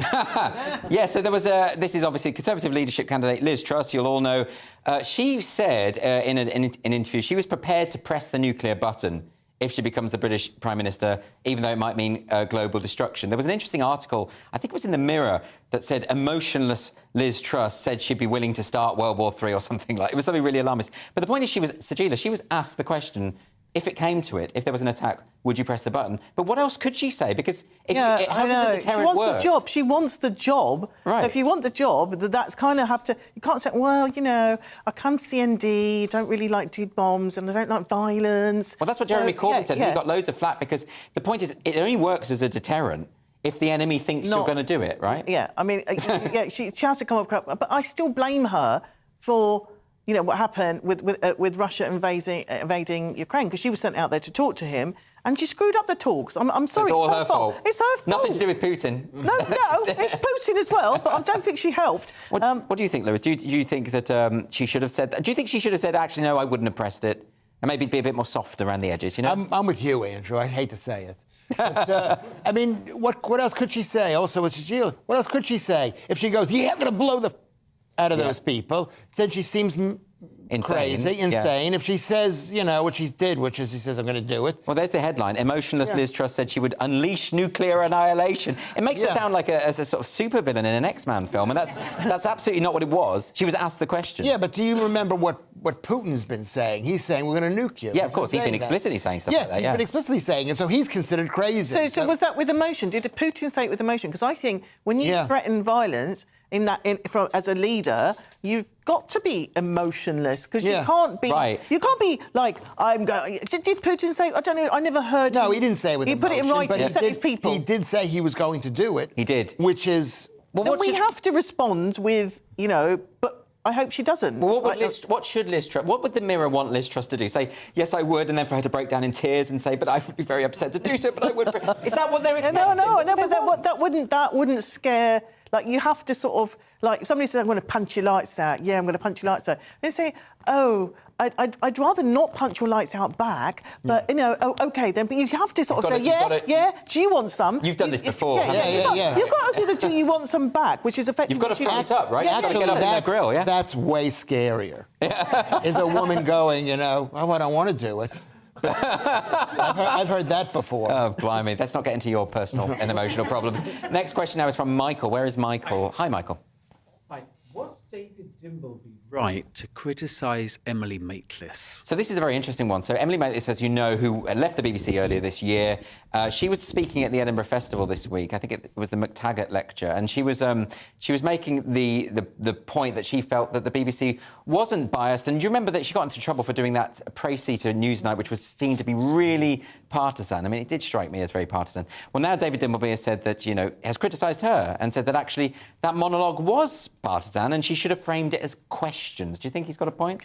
I'm not a fan of colleagues attacking each other, as you know. No, me either. But I think he may do. But we are fans. I know that both Lewis and I are on the same page as. We think she's amazing. Emily Maitlis. Yeah. He's not. We talked about her on Headliners the other night, and he said you really. No, he's never heard of her. He was just going along with it. He said she was a beautiful woman who was very talented. I supported her. I love my ex-wife too. That way. But Emily Maitlis was it was about Dominic Cummings. Yeah, it was. Okay. It was. But this is the thing. It's like I don't think you can't not have a bias. I think maybe she went too far, and that's okay to have her own kind of the thing. BBC. The BBC. I think we've got to kind of get over this. The BBC is going to be forever impartial. It's never been impartial. Never. So Lewis, what do you think? Because the state broadcaster, part of the condition of the state broadcaster is that it is impartial, that its presenters don't force their own agenda down at anyone's throat. So is that sustainable, or as Asagila says, are you always going to get this bias? Well, not having a bias is even worse than having a bias. I think that's the problem, as I've said many times before, is that the BBC is the second worst thing about this country. What's the first? The Queen. For goodness sake. The Queen. Don't mind Lewis, he just likes turning the audience against him, that's all this is. Well, but in that situation, she said that the pressure was put on her by the Conservative government, which is like, if that happened, then that's wrong. But isn't it always the case that governments phone up Newsnight and say, oh, you shouldn't have said that? And yes. This is quite common, isn't This is where the bias comes in, every government. And then she said that happened even more in the Blair administration and the other administration. Right, so it happens all the time. Yeah, it happens all the time. So the fact is, it's the state. That's the problem with the BBC. The state controls it. It's the state controls it. So, of course, the person who pays the bills, whatever, you pay the paper. So maybe we just don't have the BBC as a state broadcaster. Maybe they go private. Maybe they have a subscription service and then they can say what they want. No, they shouldn't have. So they should be gone, basically. It's the worst thing about this country is that they're the elephant in the room. They've taken up so much space. And they say, oh, GBNews can have their space. But meanwhile, there's a huge elephant bashing around the place, leaving no space for not pulling your punches tonight, Lewis. Let's move on now to... Was that too much? It was a bit too much, to be honest. But we need a signal when I need you to tone down a little bit. You have to control me. That's I do. My job. I know, it's hard. Just taser him. Why haven't we got a taser? Why isn't that a taser? That's exactly what I should have. Taser. Perfect. We'll implement that for next time. I believe that, but for the sake of this show, you've got to stop me. Yeah, absolutely. OK, well, I'll do that next time. Thank you. The next question is from Peter. Where's Peter? Yeah, Hello. hi. So, Meghan Markle, she has a new podcast on Spotify. She does. Should Joe Rogan be worried about this? What do you think? Well, so Meghan Markle has temporarily unseated Joe Rogan, and she's now the #1 podcast. But of course, there's so much. This is the new thing. There's so much hype about it. This is her podcast. It's called Archetypes. The first episode, she had Serena Williams on, an amazing guest, just totally inspirational. And a lot of the criticism was that she didn't let her speak. So Meghan Markle was doing most of the speaking. She spoke 1.5 times more than Serena Williams. And if you have someone like Serena Williams on, you let Serena you let her talk, right? Don't you think? I don't think she understands what the job of the host is, which is like you hold back, which of course you do very well. You hold back and you let the guest speak and you get the best out of them, right? But I don't think she got that. And I don't know if she's necessarily skilled in this, when he wants taught her. I don't think anybody would tell her. I'm not like one of those people who has a go at Meghan Markle. I actually quite like her. But one of the things I didn't like about the story is about she had gone and done the podcast and her son's bedroom had got set on fire. Have you heard this? But then she had to go to another engagement. And that really infuriated me because, I'm a mother that puts her kid first. And, as a single mum, I might have had to go and do a gig because I couldn't afford not to do the gig. But not because, oh, God, I had to do another thing. No, you go home. You've got tons of money. You've got people around you. You cancel that gig and you go and mind your kid. Oof, yeah. I thought it was the other way around. I thought she didn't go to it. I haven't listened to the podcast. I've only sort of relied on... I skimmed the story. I think. What do you think of... Do you think Meghan Markle's foray into podcasting, Lewis, is she's just trying to find her niche, right? Yeah, I think she's someone who is inexperienced in podcasting. As you've been doing this a while, you do an amazing job. You think it's like, just easy. I'll just go in there and talk to people. It's not that easy. It's not easy. It's not easy. I make it look easy, Lewis. You know what? You've got good people like me. You seem like a genius next to me. You seem like you're totally in control. Basically, Meghan Markle is the Andrew Tate of the She is. She's someone who's ill-equipped to do it. She's been given this platform, like she's supposed to be good at podcasting. She's an egomaniac. She's probably not going to be a very good host. In order to be a good host, you've got to suppress the egomaniac side. And the actor ego, of course. Yes. But actors are all egotistical. A lot of them are egotistical. But some actors can pretend that they're not egotistical. Yeah, and they're the better actors. Yeah, they're better actors. Complicated, isn't it? Anyway, let's get another question now. This is from Mary. Where's Mary? Hiya. Is this the end for the X Factor? Is it the end for the X Factor? So this is interesting. So a group of former X Factor contestants are reportedly planning a £1 million bullying lawsuit against Simon Cowell's company, which is either pronounced Sicko or Psycho, S-Y-C-O. Which one is it? Well, neither sounds good, does it? But anyway, it's one of them. Now, these acts, right, they're basically saying that during the process of X Factor, there was bullying, mistreatment, neglect. But Asagila, when I watched X Factor, I always used to think the bullying is going on camera. In front of us. I can see it. I know. But you also, they continue to take part of it. What these 5 people should do is what Simon would do, is form a band. Do you know what I mean? And just be the next, One Direction or Spice Girls or whatever, and they'll probably make more than $1 million out of it. But is it just that, these people, they're accustomed to being quite pampered, and they're not? Maybe there's a generation that aren't very used to criticism, and then all of a sudden you meet Simon Cowell, and he can be brutal, right? He can be absolutely horrible. He's like an Asian mum, honestly. My mum's like that. She's just like, why are you so fat? It's like, but it just says exactly what, and I quite find that refreshing. I like people. Your mother's like Simon Cowell. Yeah, she's like Simon Cowell. So that's what I mean, is that maybe they're interpreting that style of candid, direct and a bit abrupt as bullying. You know what it is? If you can't take criticism, then you shouldn't be in this business. But they're saying... we know, come on, we've had some horrible reviews, I mean, I've made voodoo dolls out of the reviewers. You never forget a bad review by the way, if you want to make a voodoo doll out of a Barbie with some wax on it and then you just stab it with pins. I'm sure we've all felt like stage. that. But not that I did that. But anyway, the point is, you take criticism. Yes. Show business, that is what it's about. You are critiqued all the time. And now you've got social media. Asagila, this isn't about criticism. These people felt that they were being ignored once they signed with their manager. Once they signed, they weren't even blaming Simon Cowell. They were saying the management, the people who work for Simon Cowell, were ignoring and abusing them. And that's what ignoring how? What? Ignoring, like not getting them gigs and not promoting them. That's not because the lifespan is just the X Factor show, and then it's over. Would you be quiet while I talk? Lewis, say what you need to say, and then Asagila can come back. I don't need to say it. I just like to say it. Oh, well, in that case, we won't go to you. That's fine. It's the same thing. No, what it is I know what it's like to be abused and ignored by my manager. Okay? Yeah. I married her. and that's what happens. Every single act, unless they're the biggest star in the world, and even then they complain about their manager not they do. Asagila, do you want to come back on that now? Because I sense some tension. Is that my right, Asagila? OK, Lewis, because you look so sad. Yes, Lewis, whatever you say. OK, well, on that lovely note, let's just bring this section of the show to an end. And coming up on Free Speech Nation, there's no doubt that gambling addiction is a real problem, but is gambling itself a public health issue? We're going to be discussing that after the break.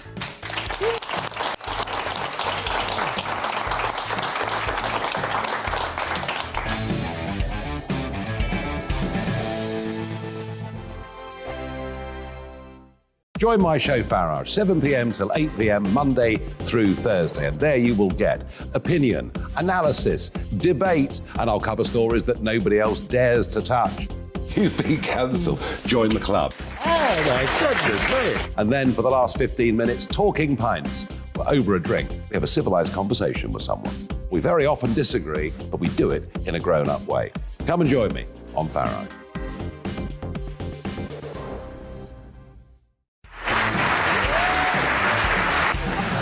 My name is Andrew Doyle. Join me every Sunday evening at 7 p.m. for Free Speech Nation. This is a show where we address current affairs and news stories of the week with the help of two wonderful comedian panellists. I brought in comics because I want to give it a lighter edge, and also they work for less. See you there.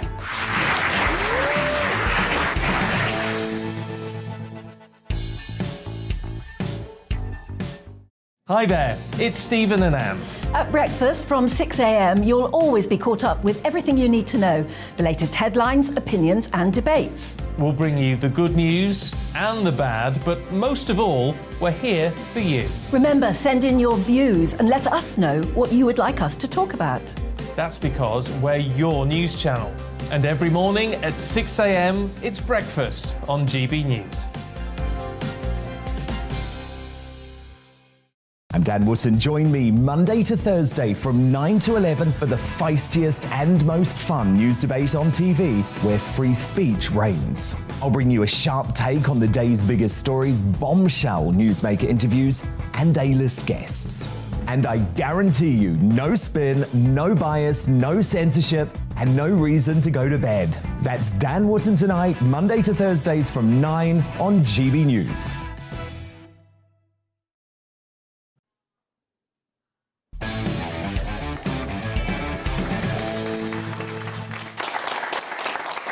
Welcome back to Free Speech Nation with me, Andrew Doyle.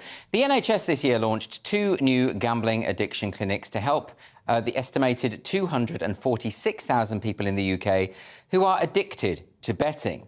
That's clearly a problem, but should gambling itself be considered a public health issue upon which can be based new anti-gambling legislation? So Christopher Snowdon from the Institute for Economic Affairs has written about this for Spiked this week, and he joins me now. Christopher, welcome to the show.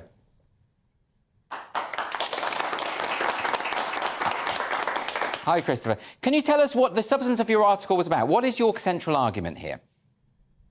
The public health lobby, which is these days really just a rebranded version of the traditional middle-class reform movements and is basically a puritanical crusade, is desperate to get its grubby little paws into gambling.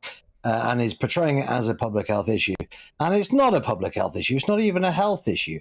We're used to seeing these people portray smoking and obesity and drinking as public health issues, and they're not public health issues either, but at least they are health issues. I mean, they're risk factors for health problems. Genuine public health issues are things like AIDS or monkeypox or COVID-19.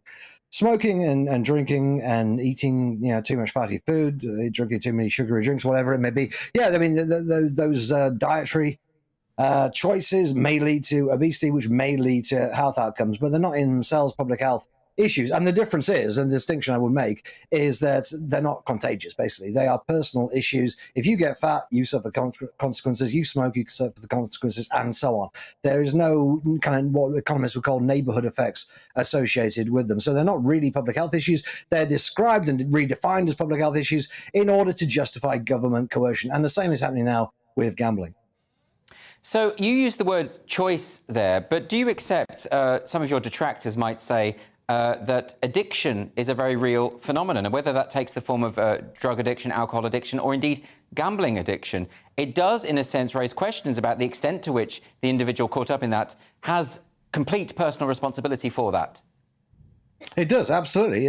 You might describe it as a constraint on personal freedom, almost. But, I mean, if you look at the case of gambling, 0.2% of gamblers are defined as problem gamblers, an incredibly small proportion. It's higher with alcohol, but even then it's like less than 5%.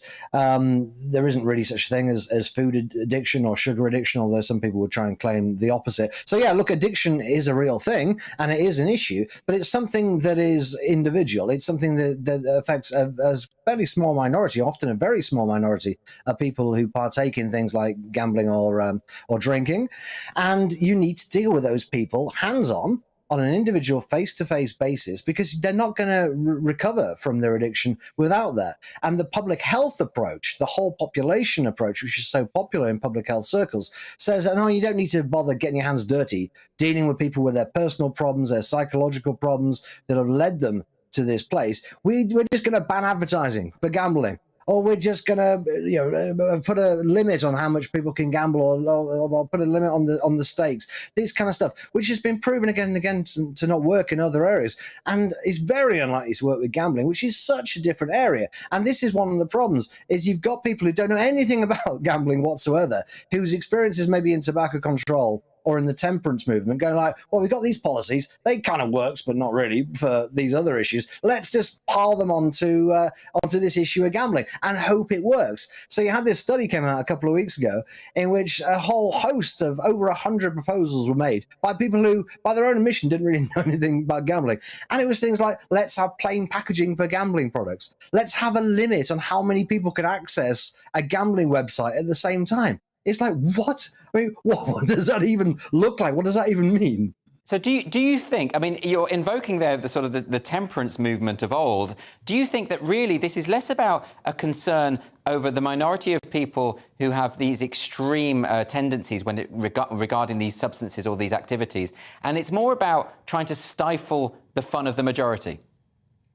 Yeah, I would say absolutely. Look, I mean, you've always had movements, usually historically religious movements, but not always, that have never liked, sloth and gluttony and smoking and drinking and gambling. And so if you show me a movement in 2022 which has those exact same targets and want to go about suppressing them in a pretty similar way, I'm going to say to you that, the chances are these people are basically from that tradition, and that they're claimed to be essentially a wing of the medical movement or the health movement is fairly spurious. And I can give you any number of examples that would probably confirm that in your own mind. That's as my opinion. It's an opinion based on, what I read and see of these people. But it seems to me an enormous coincidence that you have a so-called public health lobby that's getting involved in something like gambling. What are actually the health implications of gambling? Of course, if you lose a huge amount of money, then your health could be at risk. Of course, you're at more risk of committing suicide.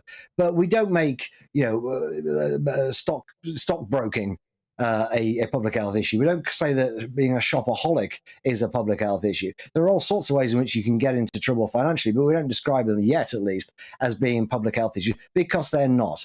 The point of describing this and redefining this particular issue as a public health issue is because it sounds better when you go to government and say, we've got all these laws, we've got all these taxes, all these bans that we want to introduce, and we need to do them because it is a public health issue. If you just said this was a moral issue, you wouldn't get so far.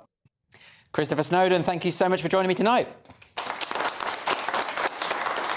I'm going to ask my panel about that, because I'm very much interested in this gambling question. I mean, look, I have sympathy for someone who is, who's addicted to gambling or addicted to anything, Yeah. So is Christopher right that we should, the state should just stay out of this stuff? I agree with him. The state should stay out of it. I don't think he's right in that these things, the other things that he mentions, they are public health issues, but it's the only reason they're public health issues is because we have a publicly owned NHS. We have a publicly owned healthcare service, so one person's problem affects everyone's problem. Yes, exactly. So if too many people smoke, we all pay for it ultimately in terms of the treatment. Which is why the NHS is one of the worst things about this country. For goodness sake, Lewis. I happen to think the NHS is one of the best things about this country. All right, you're allowed to believe that. Asagila, what do you think?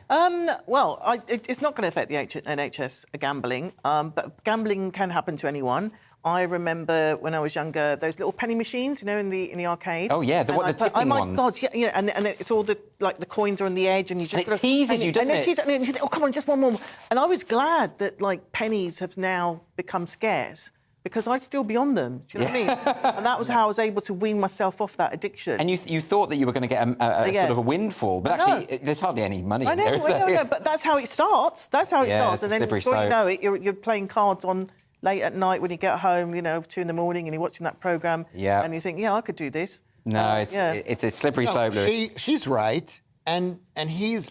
I mean, gambling is a bad thing. My own father, because they brought in gambling in Atlantic City when I was a teenager, and he became a gambleaholic, and he would, he lost tens of thousands of. He wasn't even that rich man. Yes, he did. I've never heard the phrase gambaholic before, by the way. Whatever. Yeah. You put a holic on anything. So you've had quite a traumatic experience with gambling. It was quite traumatic. And I remember one time we went down to Aruba. We got flown down to Aruba because they had free junkets. And I'm flying to Aruba with my dad. And he'd won like $17,000 in the thing. And he gave me... I don't know what I can say because I think I violated some. So sometimes he won. Well, you always win before you become a gambaholic. That's right, and that's how they entice you in, and then you lose a It was not fortune. enticing. I don't think they were saying, "Well, let this guy make $17,000." No. But that's the way it happened. And it ended quite ugly. I'm sure it did. Most things in your family did, doesn't it? Most people in the UK are gamblers who do every week doing the scratch card or the lottery. Effectively, that's what we're doing. But that's gambling. That's a thing just to satisfy the urge. I mean, I had to stop doing that. It's like you've got no chance. And I'm sure my numbers probably came up after. Probably did. The week after. Yeah, the week after. Yeah. But the point is that it's still a form of gambling because we're betting on improving our life in some way. So you say no to gambling, full stop? I say no to gambling. OK, well, we've got to move on now. And following on from our discussion with Angela Wilde earlier on, recently at Manchester Pride, this is 3 days ago now, Alex Bramham, a gay man and supporter of LGBT Alliance, was physically removed by the police. So Alex was holding up a sign in an attempt to raise awareness about monkeypox figures. And he's had a history of being escorted away from Pride for his beliefs. And Alex joins us now. Welcome to the show. Hi, Alex. Firstly, because a lot of people won't know about this story, it wasn't publicised, what happened to you at Manchester Pride? What was the sign that you were holding up that caused so much problems? My sign was the number of reported monkeypox infections in Manchester, it was 196, compared to the number in London, that's 2,000. So it was this huge divide, and I've been very active campaigning against Manchester Pride, but I support gay rights, but I believe they've become totally concerned with selling the tickets. I've campaigned heavily for them to refund people who follow their advice of not attending the event because they have symptoms of monkeypox or they've been at risk of it. So I don't want to stigmatise anybody, the infection, I don't want to stigmatise the community, but it's an issue that's almost exclusively at the moment affecting gay and bisexual men. Yeah, we should emphasise that the monkeypox is disproportionate, overwhelmingly a gay male problem at the moment, isn't it?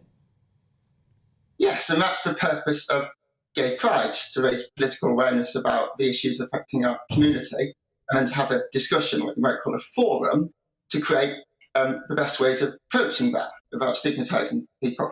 So the event I attended was advertised as a forum where we were encouraged to bring our signs. So it wasn't that, like, I came to a gig and then brought this massive sign. We were told to bring them. And we weren't given any restriction. We weren't told that the message we chose to bring to the debate would be moderated and reviewed to decide who was allowed in and who wasn't allowed. We've seen the sign there, and the sign itself doesn't seem in any way offensive, but you say you were dragged out of this. What actually happened?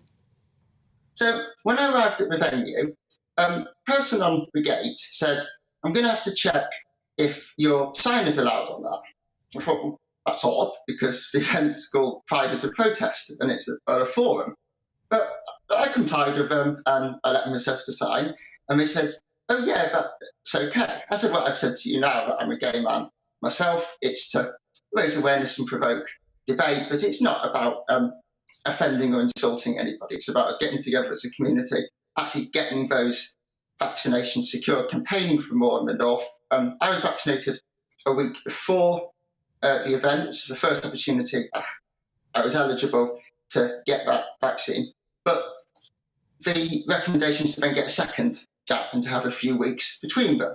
So there wasn't that supply of vaccines. And there's loads more information out there on the internet, lots of great advice from the NHS. But what specifically happened to you once you were in the protest, when you had this, when you were actually dragged away, what actually happened there?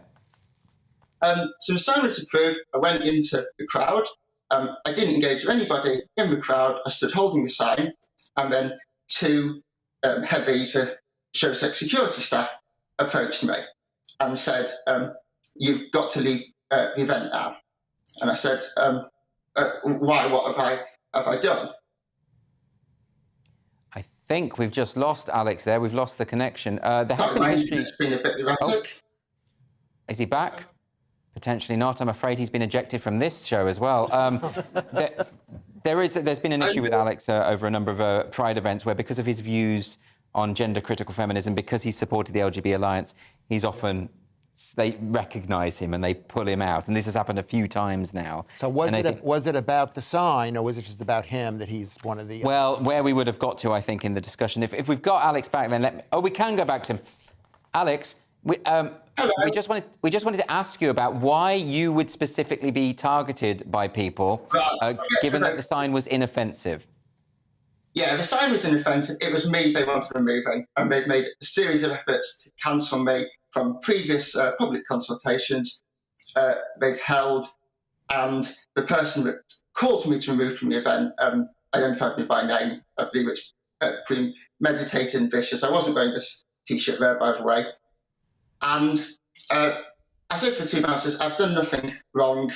I'm going to remain at the event." So they used force. They dragged me down the crowd and down and out of the event. And then I filmed a small video after the event, because there wasn't any footage of me being removed. So just to show that me with Chloe Gregson, the Chief Operations Manager, Manchester Pride, who wasn't denying what had just happened with the... So can I ask you about that, Alex? Because you have a history of people trying to drag you out of Pride. This sounds like it was a very kind of physical tussle. They literally pulled you out and dragged you by the shirt. But can I ask, is it the case now that there are just certain viewpoints within the gay community that are just no longer tolerated at Pride events? It feels that way from the responses on social media. But the difference between this time and the event last year is the event last year has nothing to do with the company, Manchester Pride. It was an independent protest against the cuts that had been made to the charity. So I was there for the same reason as everybody else, but there was a difference of opinion with the T-shirt of a fantastic lesbian, gay, bisexual charity called LGBT Alliance. So I didn't wear that T-shirt to the Human Rights Forum event. I just held a sign about monkeypox.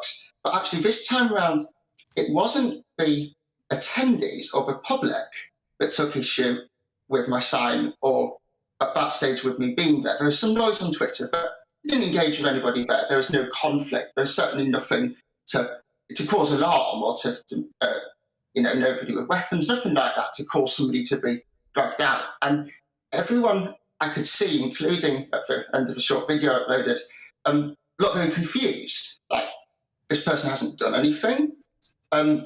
Why have they been dragged out? So it's now the organisers rather than other people who are on the marches that are the problem. OK, well, look, I think this is going to be an ongoing problem. But, Alex, thank you for telling your story with us today. I really, really appreciate you coming on. Thank you. So I just want to quickly come into my panel now. So there is a fear within the LGBT community that there are people who are at each other's throats and they're not open to the possibility of discussion. Now, I know you're not part of the community, but... No, but it doesn't matter. It's like, this is really sad. This is so sad that the one place that you want to go to, your in a calendar, going to Pride, and you're no longer welcome at Pride, if gay and lesbians aren't welcome at Pride, who have certain opinions, that is a problem. It is, and also because Pride is a protest, so you are allowed to have a protest of what you're thinking. But then it is down to the organisers. Like any marches, I mean, I still have issues with Stonewall. I can't get my head around where that has gone as an institution.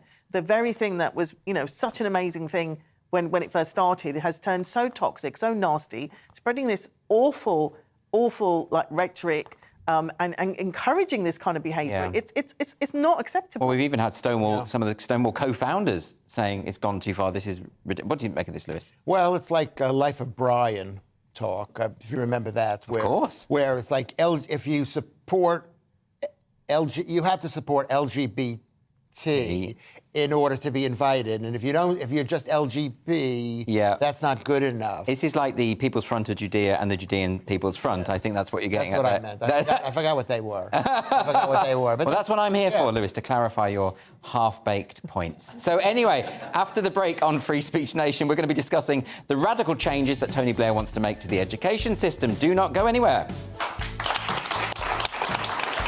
I didn't mean that.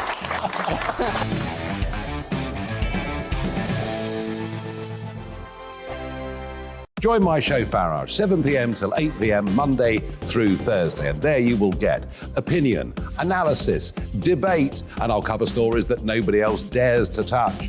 You've been cancelled. Join the club. Oh, my goodness me. And then for the last 15 minutes, talking pints. We're over a drink. We have a civilised conversation with someone. We very often disagree, but we do it in a grown-up way. Come and join me on Farage.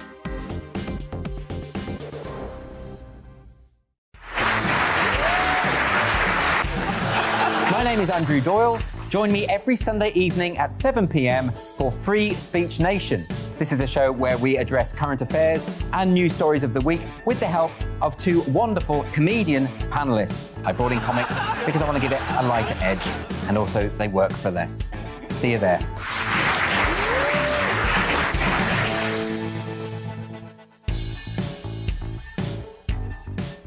Hi there, it's Stephen and Anne. At breakfast from 6 a.m, you'll always be caught up with everything you need to know, the latest headlines, opinions and debates. We'll bring you the good news and the bad, but most of all, we're here for you. Remember, send in your views and let us know what you would like us to talk about. That's because we're your news channel. And every morning at 6 a.m, it's breakfast on GBNews. I'm Dan Wootton. Join me Monday to Thursday from 9 to 11 for the feistiest and most fun news debate on TV, where free speech reigns. I'll bring you a sharp take on the day's biggest stories, bombshell newsmaker interviews, and A-list guests. And I guarantee you, no spin, no bias, no censorship, and no reason to go to bed. That's Dan Wootton Tonight, Monday to Thursdays from 9 on GB News.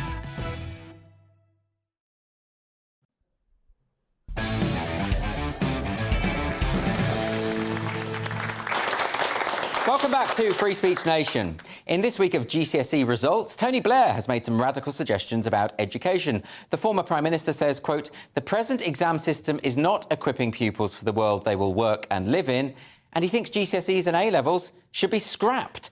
With the nation seeing an overall dip in GCSE results this year, could Blair be right? Joining me now to try and answer that, I'm happy to welcome academic and author Joanna Williams. Hi, Joanna. First off, I'm going to go straight in and ask, what do you make of Tony Blair's proposals? I don't think they're very good. I mean, they seem to me to be a rehash of arguments that have been made time and again over the course of really the past 2, even 3 decades now.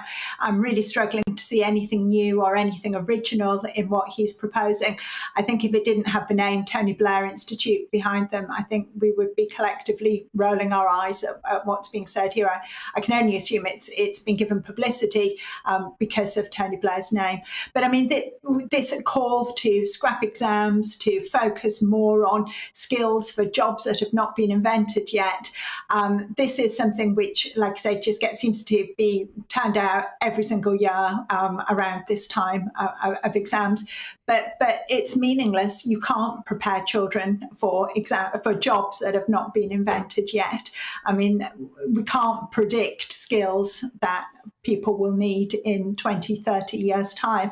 But we do know that a really good, solid academic education will hold children put children in a good position for the rest of their lives, far better than kind of vacuous skills. What do you make, though, of his view that, if we have this system where it's an exam-based system where you can sort of cram just at the end, Whereas he's suggesting a continual assessment model, which is he would claim was more rigorous because it encourages children to think critically and to have problem-solving skills and not just do like a rote learning test at the end of the year. Isn't there a point to that?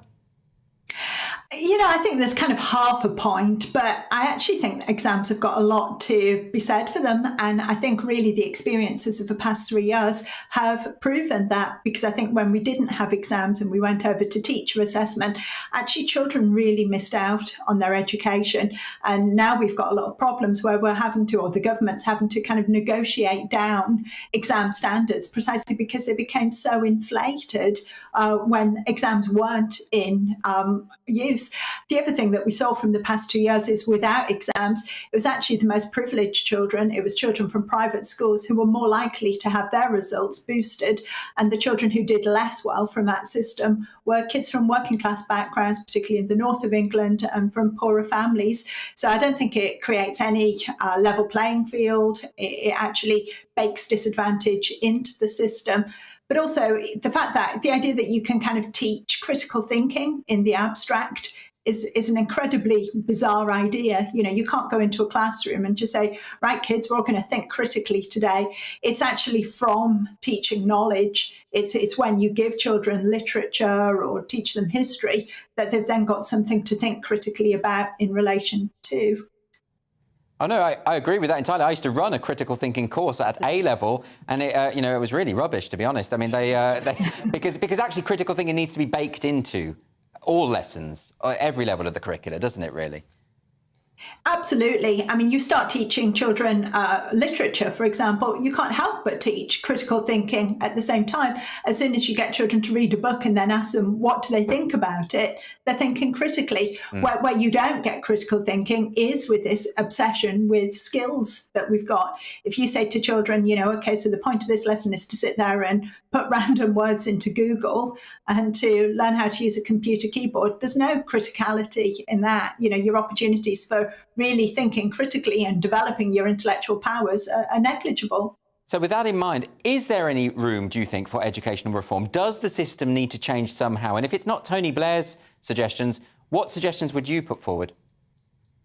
Yeah, I mean, I think there's so many problems with education at the moment. And I think the biggest problem of all is that schools, universities, exams have all actually, seems to me, become quite separate from education, from actually teaching people knowledge. And I think where that stems from is that we've actually kind of lost confidence in why we would teach children knowledge. If you look, so many universities now on their literature courses are dropping Shakespeare, dropping Jane Austen, dropping Charles Dickens, because they're kind of embarrassed to be associated with these writers who, well, they're white, you know, and how could we possibly expect Black children to be able to cope with reading an author who has white skin, which in and of itself is the most racist, insulting argument that you can possibly make. The brilliant thing about the likes of Shakespeare, Dickens, Jane Austen is that they're universal. All children can read these books and get something out of them.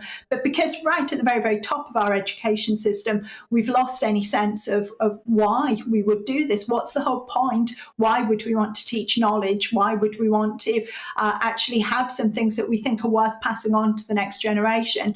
Then that trickles all the way down and you get schools just seem to have lost their purpose. Well, a lot to think about there. I hope the Department for Education is listening. Thanks so much, Joanna Williams. Really appreciate it. Now then, it's time for the part of the show where we're going to dedicate to the weird and wonderful world of social media.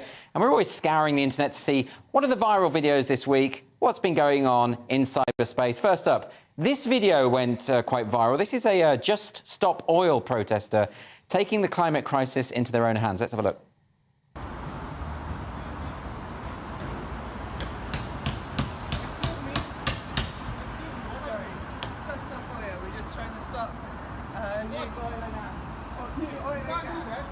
Excuse me, you can't do that. Excuse me. You can't do that. Call the police. You want to call the police? Go ahead. Call the police.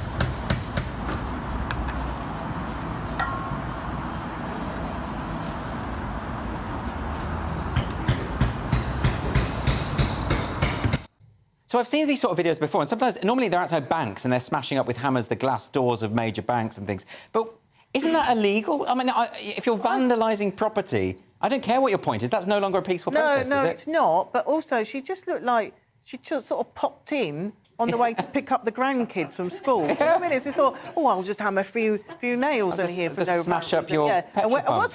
with the you know, the visibility thing? Like, we can see what you're doing. So you don't need to wear that. It's like, we know what's happening You're here. right, actually, there's an odd juxtaposition between how sort of calm and laid back she was, and actually it's meant to be... And quite an aggressive act. Quite an aggressive act. Why doesn't she start shouting about... What do you think, Lewis? You must have... I think it says a lot about this country is that that no one got in front of her and said, no, you can't do this. They didn't stop her. Let me guess, petrol pumps are the worst thing about the country, right? No, the last story was bad. The school system was this. The school system's the worst thing. Okay. No, that is true. The police is that those poor guys who are working at the petrol pump are afraid to get in front of them. Yeah, they are. But would you think they should have been arrested for smashing up the... I think they should have been. Yes, would be a good idea. I think arrested is not Tasered, yes. Yeah, I don't know. I think they should have said when they did the very first thing, they should have said, no, you're not doing this, lady. Yeah. Get in front of her. Or rugby tackle them. Oh, no, that's beyond their pay grade. They're not going to go...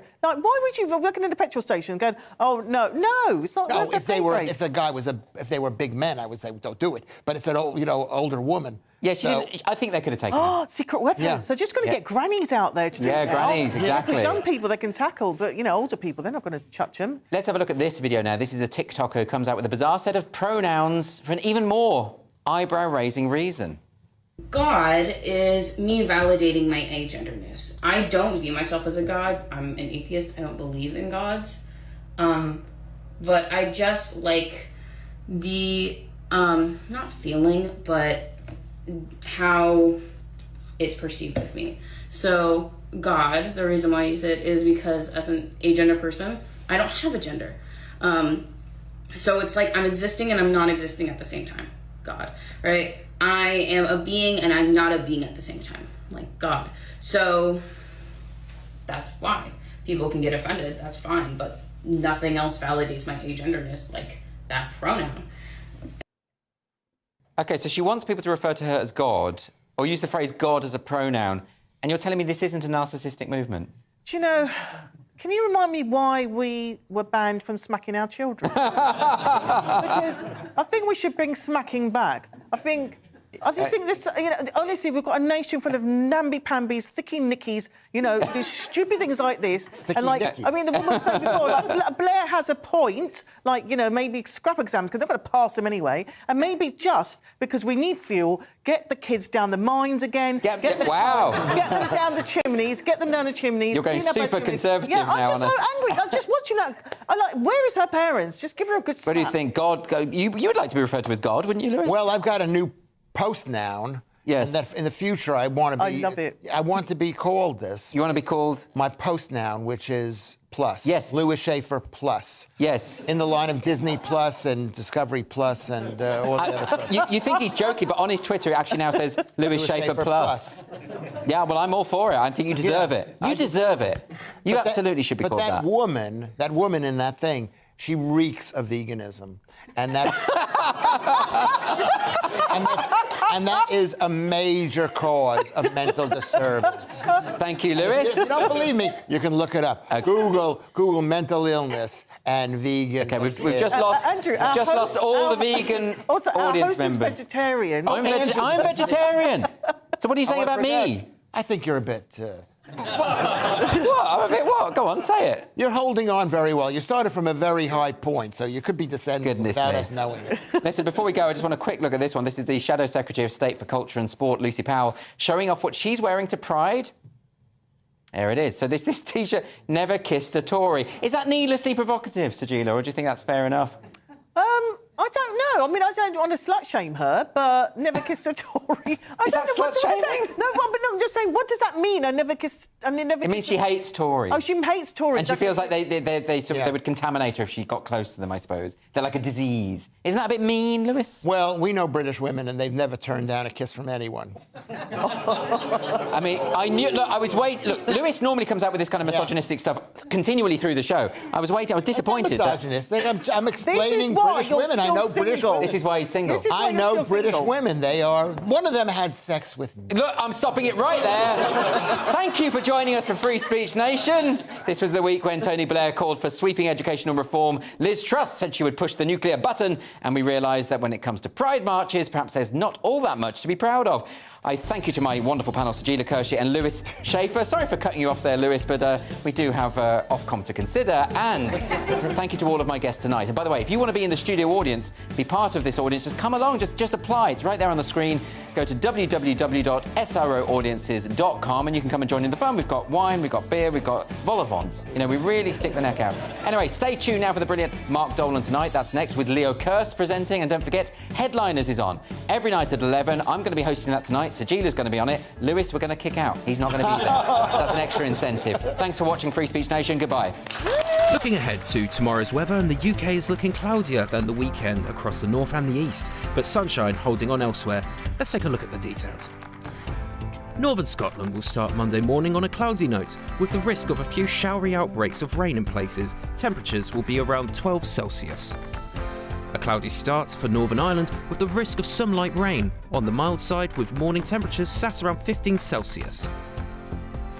It will be a rather cloudy start for Northern England with the risk of a few light showers. However, there will be some sunny spells. A mostly dry Monday morning across North Wales and the Liverpool Bay area, with some sunny spells developing. However, there may just be the odd light shower, most likely towards the coast. Monday morning is looking fairly dry and breezy across the East Midlands, with plenty of bright or sunny spells, though the sunshine will still be on the hazy side, winds staying light. Sunny spells from the word go for East Anglia this morning, though a few showers may be blown in on a fairly breezy northeasterly wind, temperatures around 16 Celsius. A largely dry and sunny start across southern England, though rather breezy along coastal stretches, the risk of an isolated shower in the far east. Temperature 14 to 17 Celsius. Cloud amounts increasing as we move towards lunchtime, the best of the sunshine holding on across the south. And that's how the weather is shaping up during tomorrow morning. On Mark Dolan tonight, we have a simple